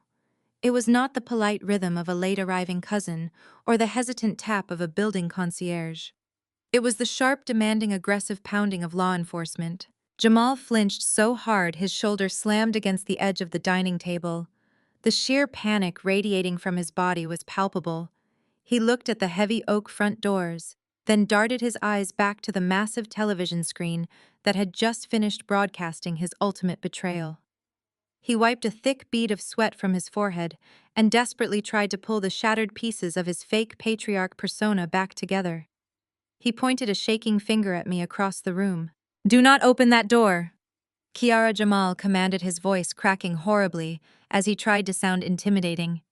"I am the head of this household, and I am telling you to step away from your phone right now. You are not letting anyone else inside until we sort out this family business." I did not even blink. I did not move from my spot at the end of the long walnut table. I simply kept my eyes locked on his terrified face, reached into my pocket, and pulled out my smartphone. I opened my smart home security application, navigated to the master lock controls, and tapped the screen once. The heavy motorized steel deadbolts on the front doors clicked loudly, retracting back into their housing with a smooth mechanical whir. Jamal let out a strangled gasp as the heavy oak doors swung open. 2 uniformed officers from the Atlanta Police Department stepped directly into my luxury foyer. Their heavy utility belts and radios clattered slightly in the dead silence of the penthouse. They were imposing figures taking up a massive amount of space in the entryway, their eyes immediately scanning the chaotic scene before them. They took in the terrified extended family members, the shattered crystal wine decanter on the hardwood floor, the spilled red wine soaking into the Persian rug, and the towering private process server standing near the kitchen. The lead officer, a tall, broad-shouldered man with a stern, no-nonsense expression, stepped forward. His hand rested casually near his radio. "We are looking for an Ashley Evans," the lead officer announced, his deep voice carrying easily across the open floor plan. "We have a warrant for her arrest." The dining room descended into absolute suffocating pandemonium. Aunt Patrice let out a sharp, terrified shriek and grabbed Uncle Calvin by the arm. Beatrice, my mother-in-law, who was still reeling from the video of Jamal calling her an annoying financial burden, collapsed back into her dining chair and buried her face in her trembling hands. Chloe shrieked. She threw her arms out and physically jumped in front of her 19-year-old daughter, using her body as a human shield. She puffed out her chest, instantly deploying the white woman in distress routine she had perfected over decades of avoiding accountability. "What are you talking about?" Chloe yelled, her voice pitching into a hysterical, screeching whine. "My daughter is a teenager. She is basically a child. You cannot just march into a private luxury residence and demand to see her. She has not done anything wrong. This is a massive misunderstanding. You are terrifying her." Ashley was cowering behind her mother, her face completely drained of color. The arrogant, entitled smirk she had worn when she threw dirty laundry in my face was entirely gone.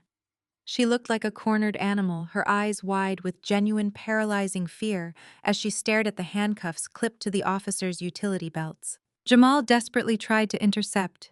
He smoothed the lapels of his custom suit, stepping directly into the path of the two police officers. He flashed them his brightest, most charismatic investment broker smile, the exact same smile he used to scam his gullible clients out of their retirement funds. He thought he could charm his way out of a felony arrest. He thought his expensive clothes and the downtown penthouse address would automatically earn him the benefit of the doubt. "Officers, let us all just take a deep breath and calm down," Jamal said, using his smooth, persuasive, professional voice. "I am Jamal Harrison.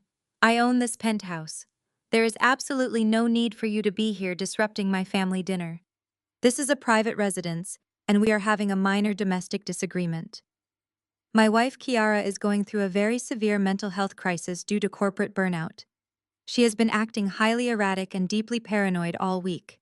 Whatever she told you on the phone, I assure you it is a complete fabrication born from her temporary insanity. I will handle her, and you gentlemen can go ahead and head back to your precinct." The lead officer did not even blink. He did not smile back. He looked Jamal up and down with an expression of profound professional boredom. "Sir, step aside," the officer said, his voice flat and completely devoid of warmth. "We are not here responding to a domestic disturbance call. We are here executing an active warrant for grand larceny." Uncle Calvin gasped out loud. "Grand larceny," Uncle Calvin repeated, his voice booming across the room. "Jamal, what kind of criminals did you bring into this house?" Chloe stepped forward, pointing a manicured finger directly at the officer. "Grand larceny? Are you insane? My daughter does not steal. We come from a wealthy family. Her uncle provides everything we could ever possibly need. You have the wrong person. Show me a warrant. Show me proof right now, or I am calling my attorney to sue the entire Atlanta Police Department for harassment." I walked slowly around the edge of the dining table, my low heels clicking softly against the hardwood. I stopped a few feet away from the police officers, crossing my arms over my chest. I looked directly at Chloe, then at Jamal. "They are not here because of a misunderstanding, Chloe," I said, my voice radiating absolute tranquility. "They are here because I filed a police report 3 days ago regarding the theft of my $25,000 vintage diamond and platinum necklace." Jamal spun around to face me, his jaw dropping open. "Kiara, what are you talking about? You lost that necklace. You told me you misplaced it after the charity gala last month. You cannot just call the police and accuse my niece of stealing it just because you are angry at me. This is going way too far. Tell them you made a mistake right now." "I did not make a mistake, Jamal." I smiled, a tight, lethal expression that made him take a physical step backward. "I told you I misplaced it because I needed you to feel completely comfortable and secure while I gathered the evidence to bury you all. The necklace was passed down to me by my late grandmother. It is a custom one-of-a-kind heirloom with a registered laser-engraved serial number on the clasp. It was kept inside my locked jewelry box in the master suite, a suite that your step-niece apparently felt very comfortable rummaging through while I was at work paying for the food she eats." Ashley burst into loud, theatrical tears. She peeked out from behind Chloe's shoulder, pointing a shaking finger at me. She is lying. I never went into her room. She hates me because I am close to Uncle Jamal, and she is just a bitter, childless woman. She is trying to frame me to get me kicked out of the house. Mom, please do not let them take me. I did not do anything. Chloe wrapped her arms tightly around Ashley, glaring at me with a look of pure, unadulterated hatred. You hear that? Chloe shrieked at the officers. My daughter is innocent. This deranged woman is trying to frame a teenager because her marriage is falling apart. You cannot arrest her based on the word of a jealous, hysterical wife. Where is your proof? You have absolutely no proof. I let out a slow, dark laugh that echoed off the marble walls of the foyer. It was the laugh of a woman who held every single card in the deck and was simply waiting for the perfect moment to lay them face up on the table. You honestly believe I would call the Atlanta Police Department to my own home during a Sunday dinner without possessing bulletproof, undeniable evidence? I asked, shaking my head in sheer amusement. I am a lead cybersecurity consultant, Chloe. I build digital tracking systems for multinational banks. Did you really think your spoiled, incompetent daughter could pull off a high-level jewelry heist right under my nose without leaving a digital footprint the size of a crater? I turned my back on her and walked over to the coffee table in the living room. I picked up the sleek aluminum remote for the entertainment system. I pointed it at the massive 85-inch television that was currently paused on the frozen, terrified face of Jamal from the hidden camera footage. When I noticed my grandmother's necklace was missing from its velvet box, I did not panic. I announced to the silent, breathless room. I simply opened my private network. I checked the hidden hallway cameras that Jamal did not know existed, and I watched high-definition footage of Ashley sneaking out of my master bedroom, holding a suspicious bulge in her oversized hoodie. But I knew that was not enough for a grand larceny conviction. I needed to prove she sold it. So I ran a search algorithm through the Atlanta pawnshop registry database, flagging the specific serial number engraved on my grandmother's platinum clasp. It took my software exactly 3 hours to find a direct match. I pressed a button on the remote. The television screen went black for a fraction of a second before roaring back to life with a brand new video file. This was not grainy hidden camera footage from my kitchen. This was pristine 4K security camera footage acquired directly from the owner of a highly exclusive luxury pawnbroker located in the wealthy district of Buckhead.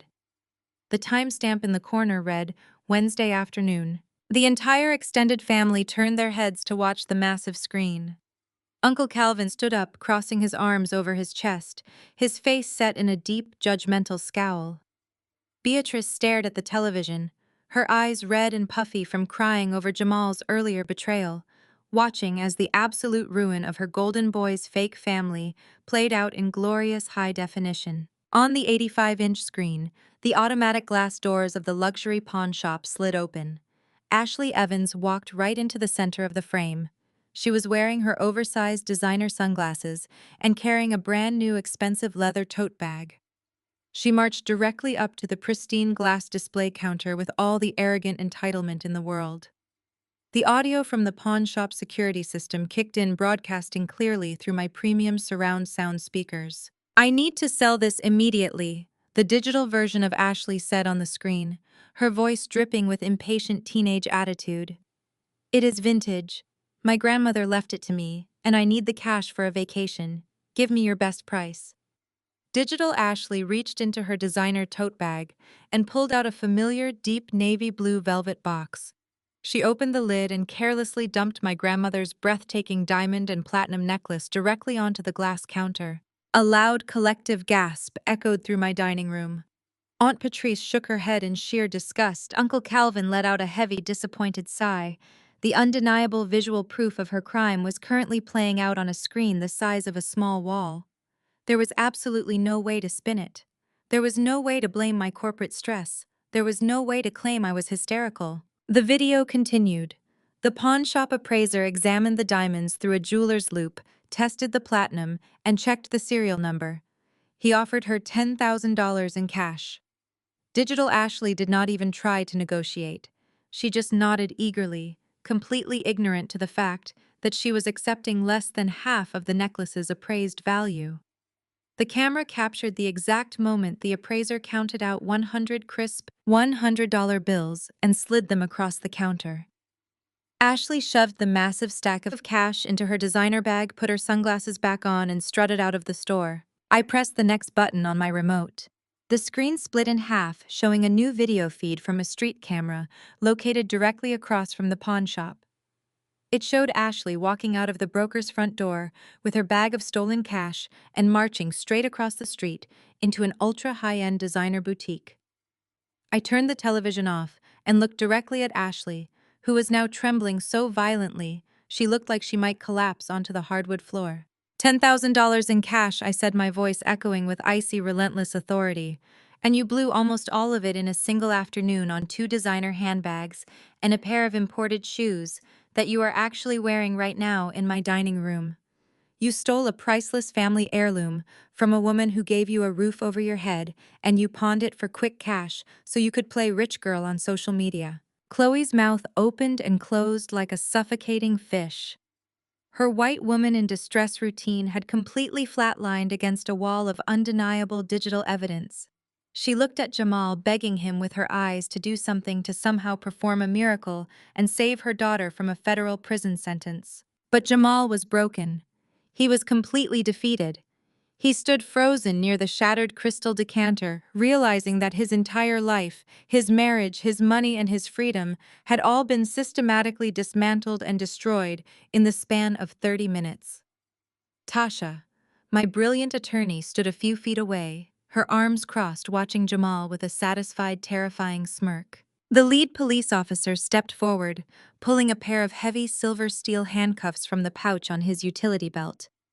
The metallic clinking sound cut through the tense, heavy silence of the room.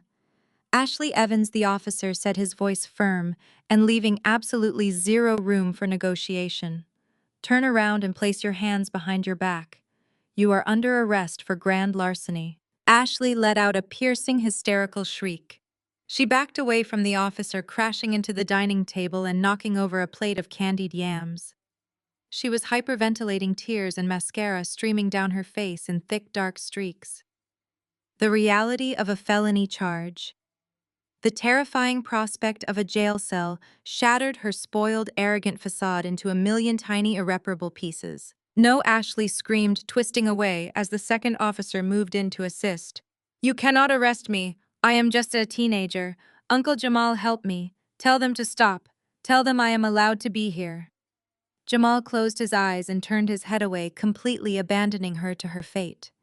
He knew if he interfered with an active felony arrest, Tasha would ensure he joined her in the back of the squad car. The lead officer grabbed Ashley by the arm, smoothly and professionally spinning her around. He pinned her wrists behind her back. The cold, heavy steel of the handcuffs clicked loudly, locking securely around her wrists. The sound was incredibly satisfying, the ultimate auditory payoff for 2 months of enduring her blatant disrespect in my own home. As the cold metal locked into place, Ashley completely broke. The panic consumed her entirely. She realized her wealthy uncle was not going to save her. She realized her tears were not working. She realized she was going to face the catastrophic consequences of her own actions. She turned her head, her mascara-stained eyes locking furiously onto her mother. I did not do it alone, Ashley screamed at the top of her lungs, her voice cracking with pure, desperate betrayal. She pointed her cuffed hands frantically at Chloe. Mom told me to take it. She said Kiara owed us for letting her live with Uncle Jamal. Mom said if I sold the necklace, she would use half the cash to help pay the lawyer to forge the fake deed. She planned the whole thing. Arrest her too. Mom made me do it. The clock is ticking, Jamal, I said, tapping the screen of my smartwatch to activate a visible bright red 15-minute countdown timer. I cast the timer directly onto the massive 85-inch television screen in the living room, replacing the paused, hidden camera footage with a glaring, undeniable deadline. The digital numbers began to count down, ticking away the final seconds of his fraudulent life in my home. 14 minutes and 59 seconds. 14 minutes and 58 seconds. Jamal stared at the massive screen, his chest heaving as he struggled to pull oxygen into his lungs. He looked at his mother, begging her with a desperate, pathetic gaze to intervene, to use her influence as an elder, to save him from this absolute humiliation. But Beatrice did not move. She sat rigidly in her dining chair, her eyes fixed blindly on the shattered crystal and spilled wine near her son's knees. The woman who had marched into my kitchen hours ago to criticize my collard greens and demand my total submission had been entirely broken by the revelation of her son's true character. Mama Jamal whimpered, his voice cracking, as he reached a trembling hand toward her lavender suit. "Mama, please say something. Tell her she cannot do this. Tell her I need time." Beatrice slowly turned her head to look at the son she had placed on a golden pedestal for 34 years. The profound disgust and deep agonizing betrayal etched into her features made Jamal physically recoil. "You sat on that couch, drinking her liquor, and called me an annoying financial burden." Beatrice whispered, her voice rough and hollow, completely devoid of the fierce matriarchal pride she normally projected. "You stole from your wife to play the big man, and then you sold your own mother out to impress that trashy stepsister of yours. You have disgraced this family in a way that can never be washed clean. Do not you dare call me mama." Beatrice stood up slowly, her movements stiff and mechanical. She grabbed her designer handbag from the back of her chair and turned her back on her weeping son. She looked at Uncle Calvin and Aunt Patrice, who were both already rising from the table in silent agreement. "We are leaving," Beatrice announced to the extended family. "There is nothing left for us here." Without a single glance backward, Beatrice walked proudly and steadily toward the front foyer, her heels clicking against the hardwood floor. Uncle Calvin followed closely behind, pausing only briefly to look down at Jamal. "You made your bed, nephew," Uncle Calvin said, his deep voice rumbling with ultimate finality. "Now you are going to lie in it, and you are going to lie in it completely alone." I unlocked the smart deadbolts from my phone, allowing the heavy oak doors to swing open. One by one, the aunts, uncles, and cousins filed out of the penthouse, leaving their half-eaten plates of short ribs and macaroni behind.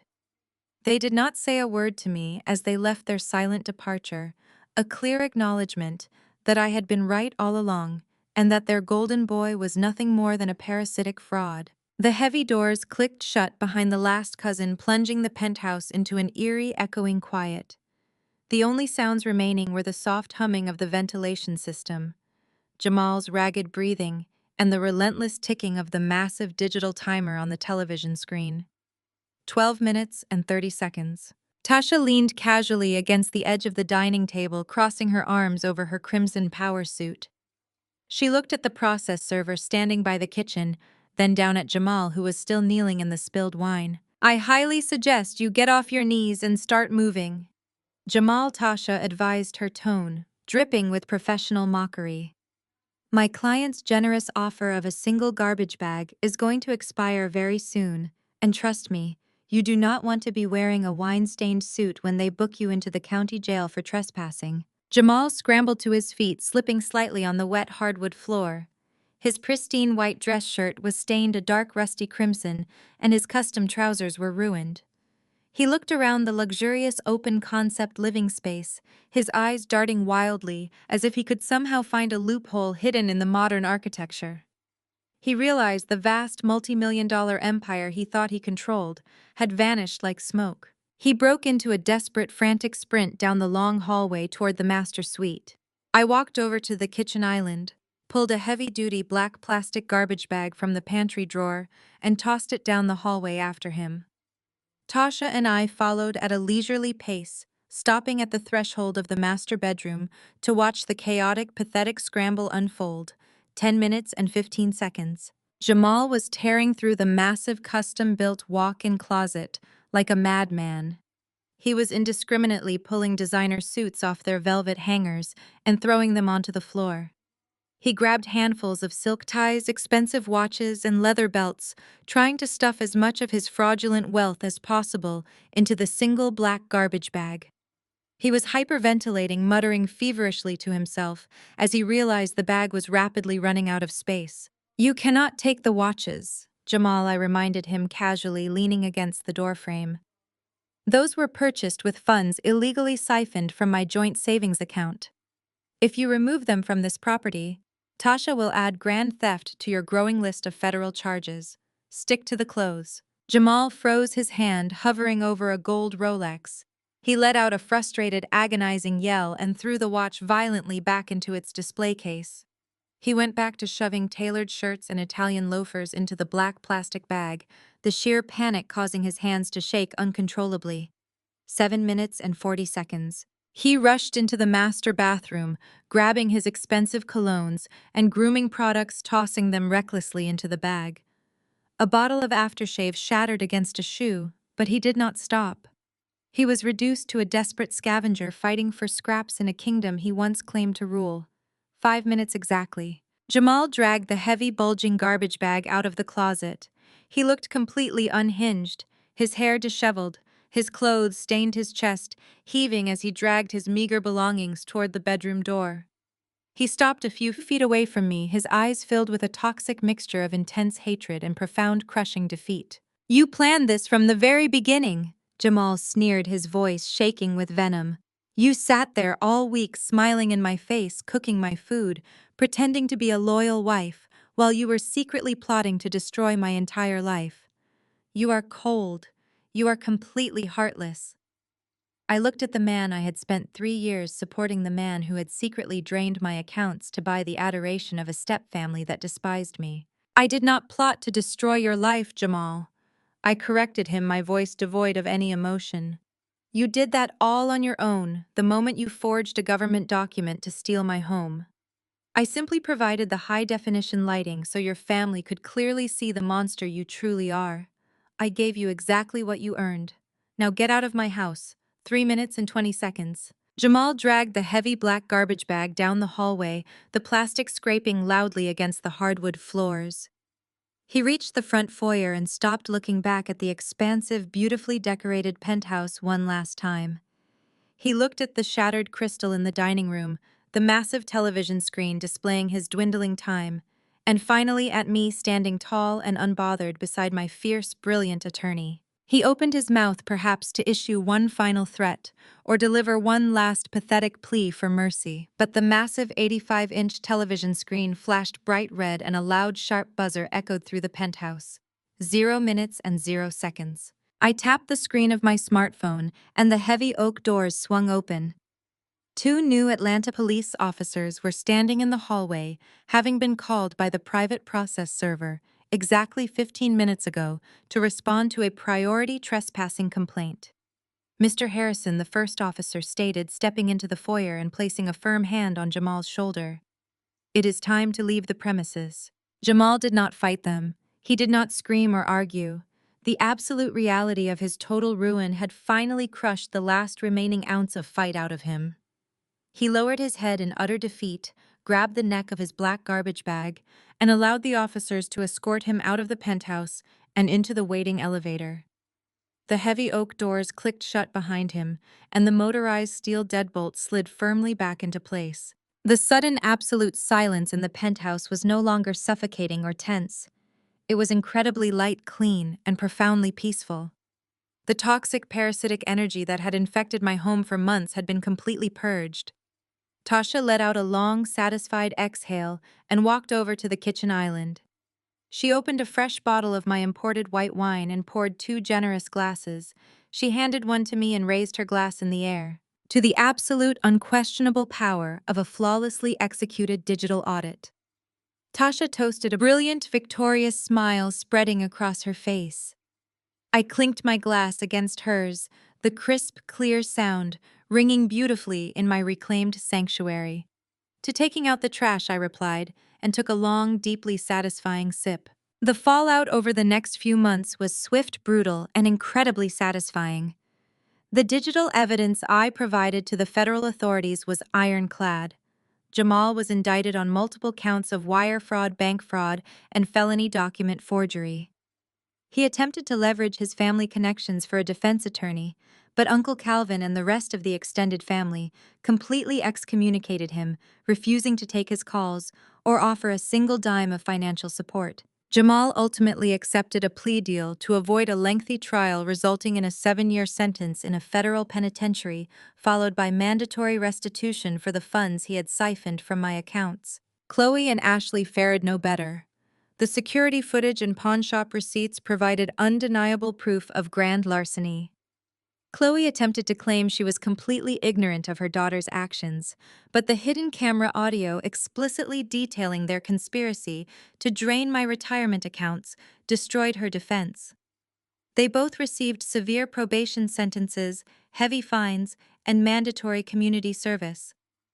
With Jamal's fraudulent financial support completely severed, they were evicted from their temporary housing and forced to move into a cheap rundown motel on the outskirts of the city, entirely cut off from the luxury lifestyle they had tried so ruthlessly to steal. I did not let the dust settle before taking action to reclaim my space. The very next morning, I hired a premium luxury cleaning service.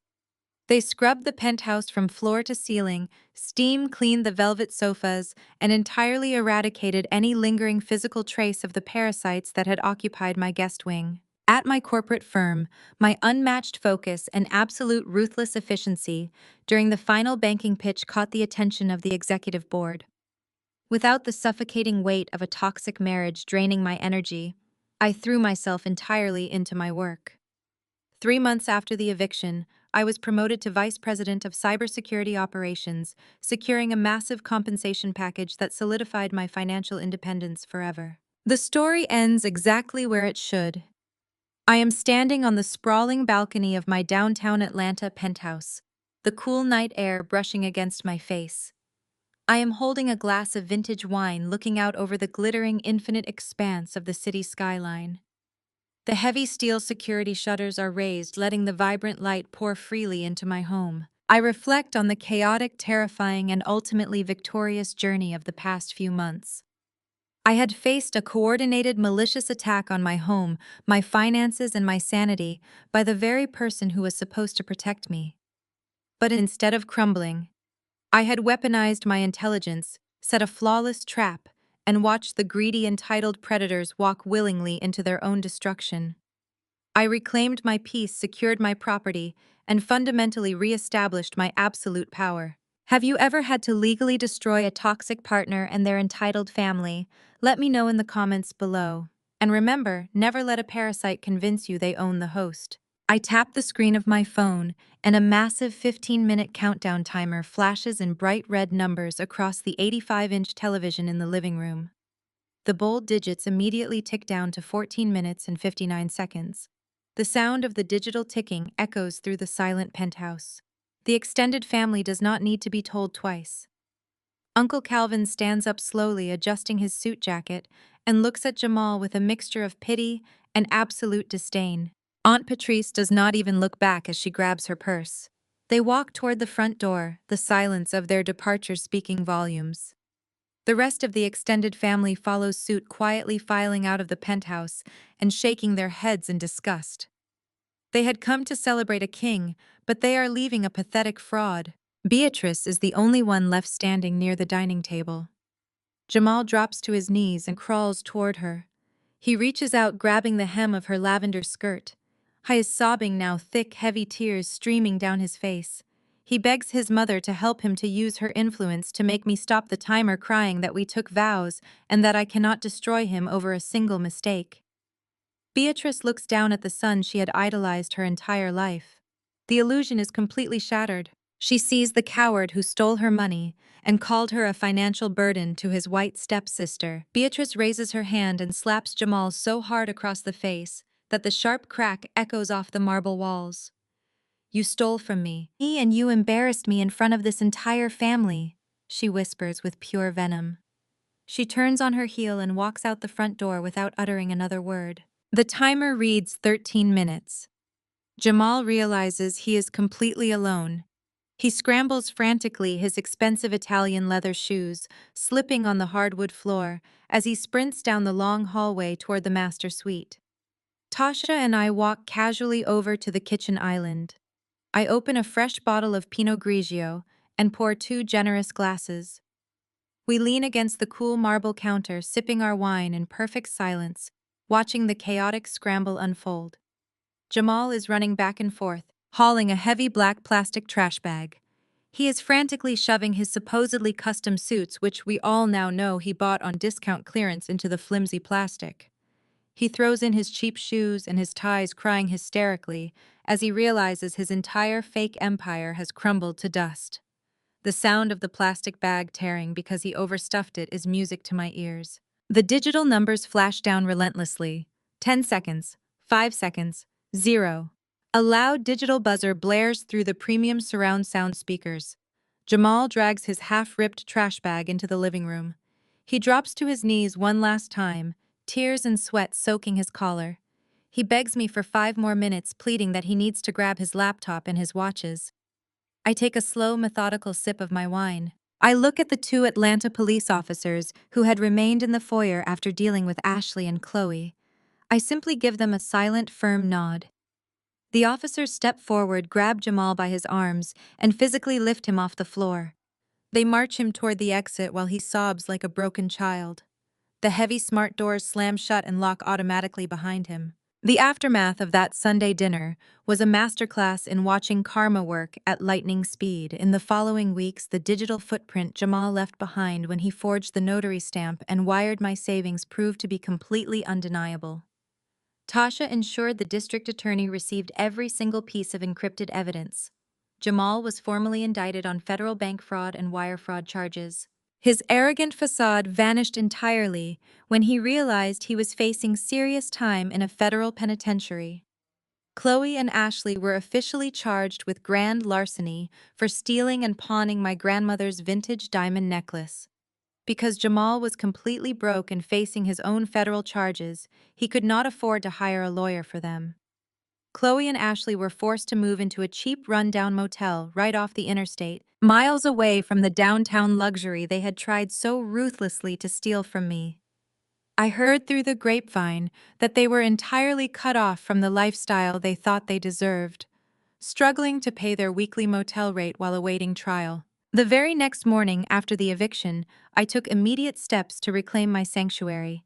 I hired the most exclusive luxury cleaning service in Atlanta. I instructed them to scrub every square inch of the penthouse from the hardwood floors to the high ceilings. They threw away every remaining item that belonged to Jamal and his parasitic relatives. They used industrial-grade cleaners to wipe away the stench of Chloe's cheap perfume and the heavy residue of Jamal's exhausting lies. I burned sage in every single room, purifying the space and erasing every physical trace of the parasites that had lived there. The fresh scent of lemon and eucalyptus replaced the stale air, and the heavy toxic energy that had suffocated me for months was completely and permanently eradicated. Without a manipulative husband, dragging me down and draining my bank accounts, my professional focus became absolute. I returned to my corporate firm with a renewed sense of ruthless clarity. My successful pitches and flawless security audits caught the attention of the global board of directors. I walked into the boardroom leading a team of 50 engineers, and the respect in my colleagues' eyes was undeniable. Within 3 months of throwing Jamal out, I was officially promoted to Vice President of Cybersecurity Operations. I was thriving, entirely unburdened by the weight of a toxic marriage and a manipulative, entitled family. My compensation package doubled, solidifying my wealth and independence on a level Jamal could only dream of faking. It is a crisp Friday night. I am standing on the private balcony of my penthouse wearing a silk robe that actually belongs to me. I hold a glass of vintage red wine, the good kind that I no longer have to hide from freeloading guests. I look out over the glittering, endless skyline of downtown Atlanta. The city lights stretch out for miles, reflecting the vibrant energy of the world below. I take a deep breath of the cool, fresh air. I feel an overwhelming sense of profound peace and absolute power. I protected my home, I protected my assets, and I protected myself. I would love to read your stories in the comments below about legally destroying a toxic partner and their entitled family. Just remember, never let a parasite convince you they own the host. The greatest lesson from this story is that shared DNA never obligates you to endure abuse. True family requires mutual respect, not manipulation. When toxic relatives try to shrink your accomplishments to feed their fragile egos, your best defense is absolute independence. Financial stability and unwavering boundaries are your ultimate armor. You never have to set yourself on fire just to keep parasites warm. Claim your space, know your worth, and walk away from anyone who diminishes your light. Have you ever cut off toxic relatives to protect your peace? Share your story below and subscribe for more.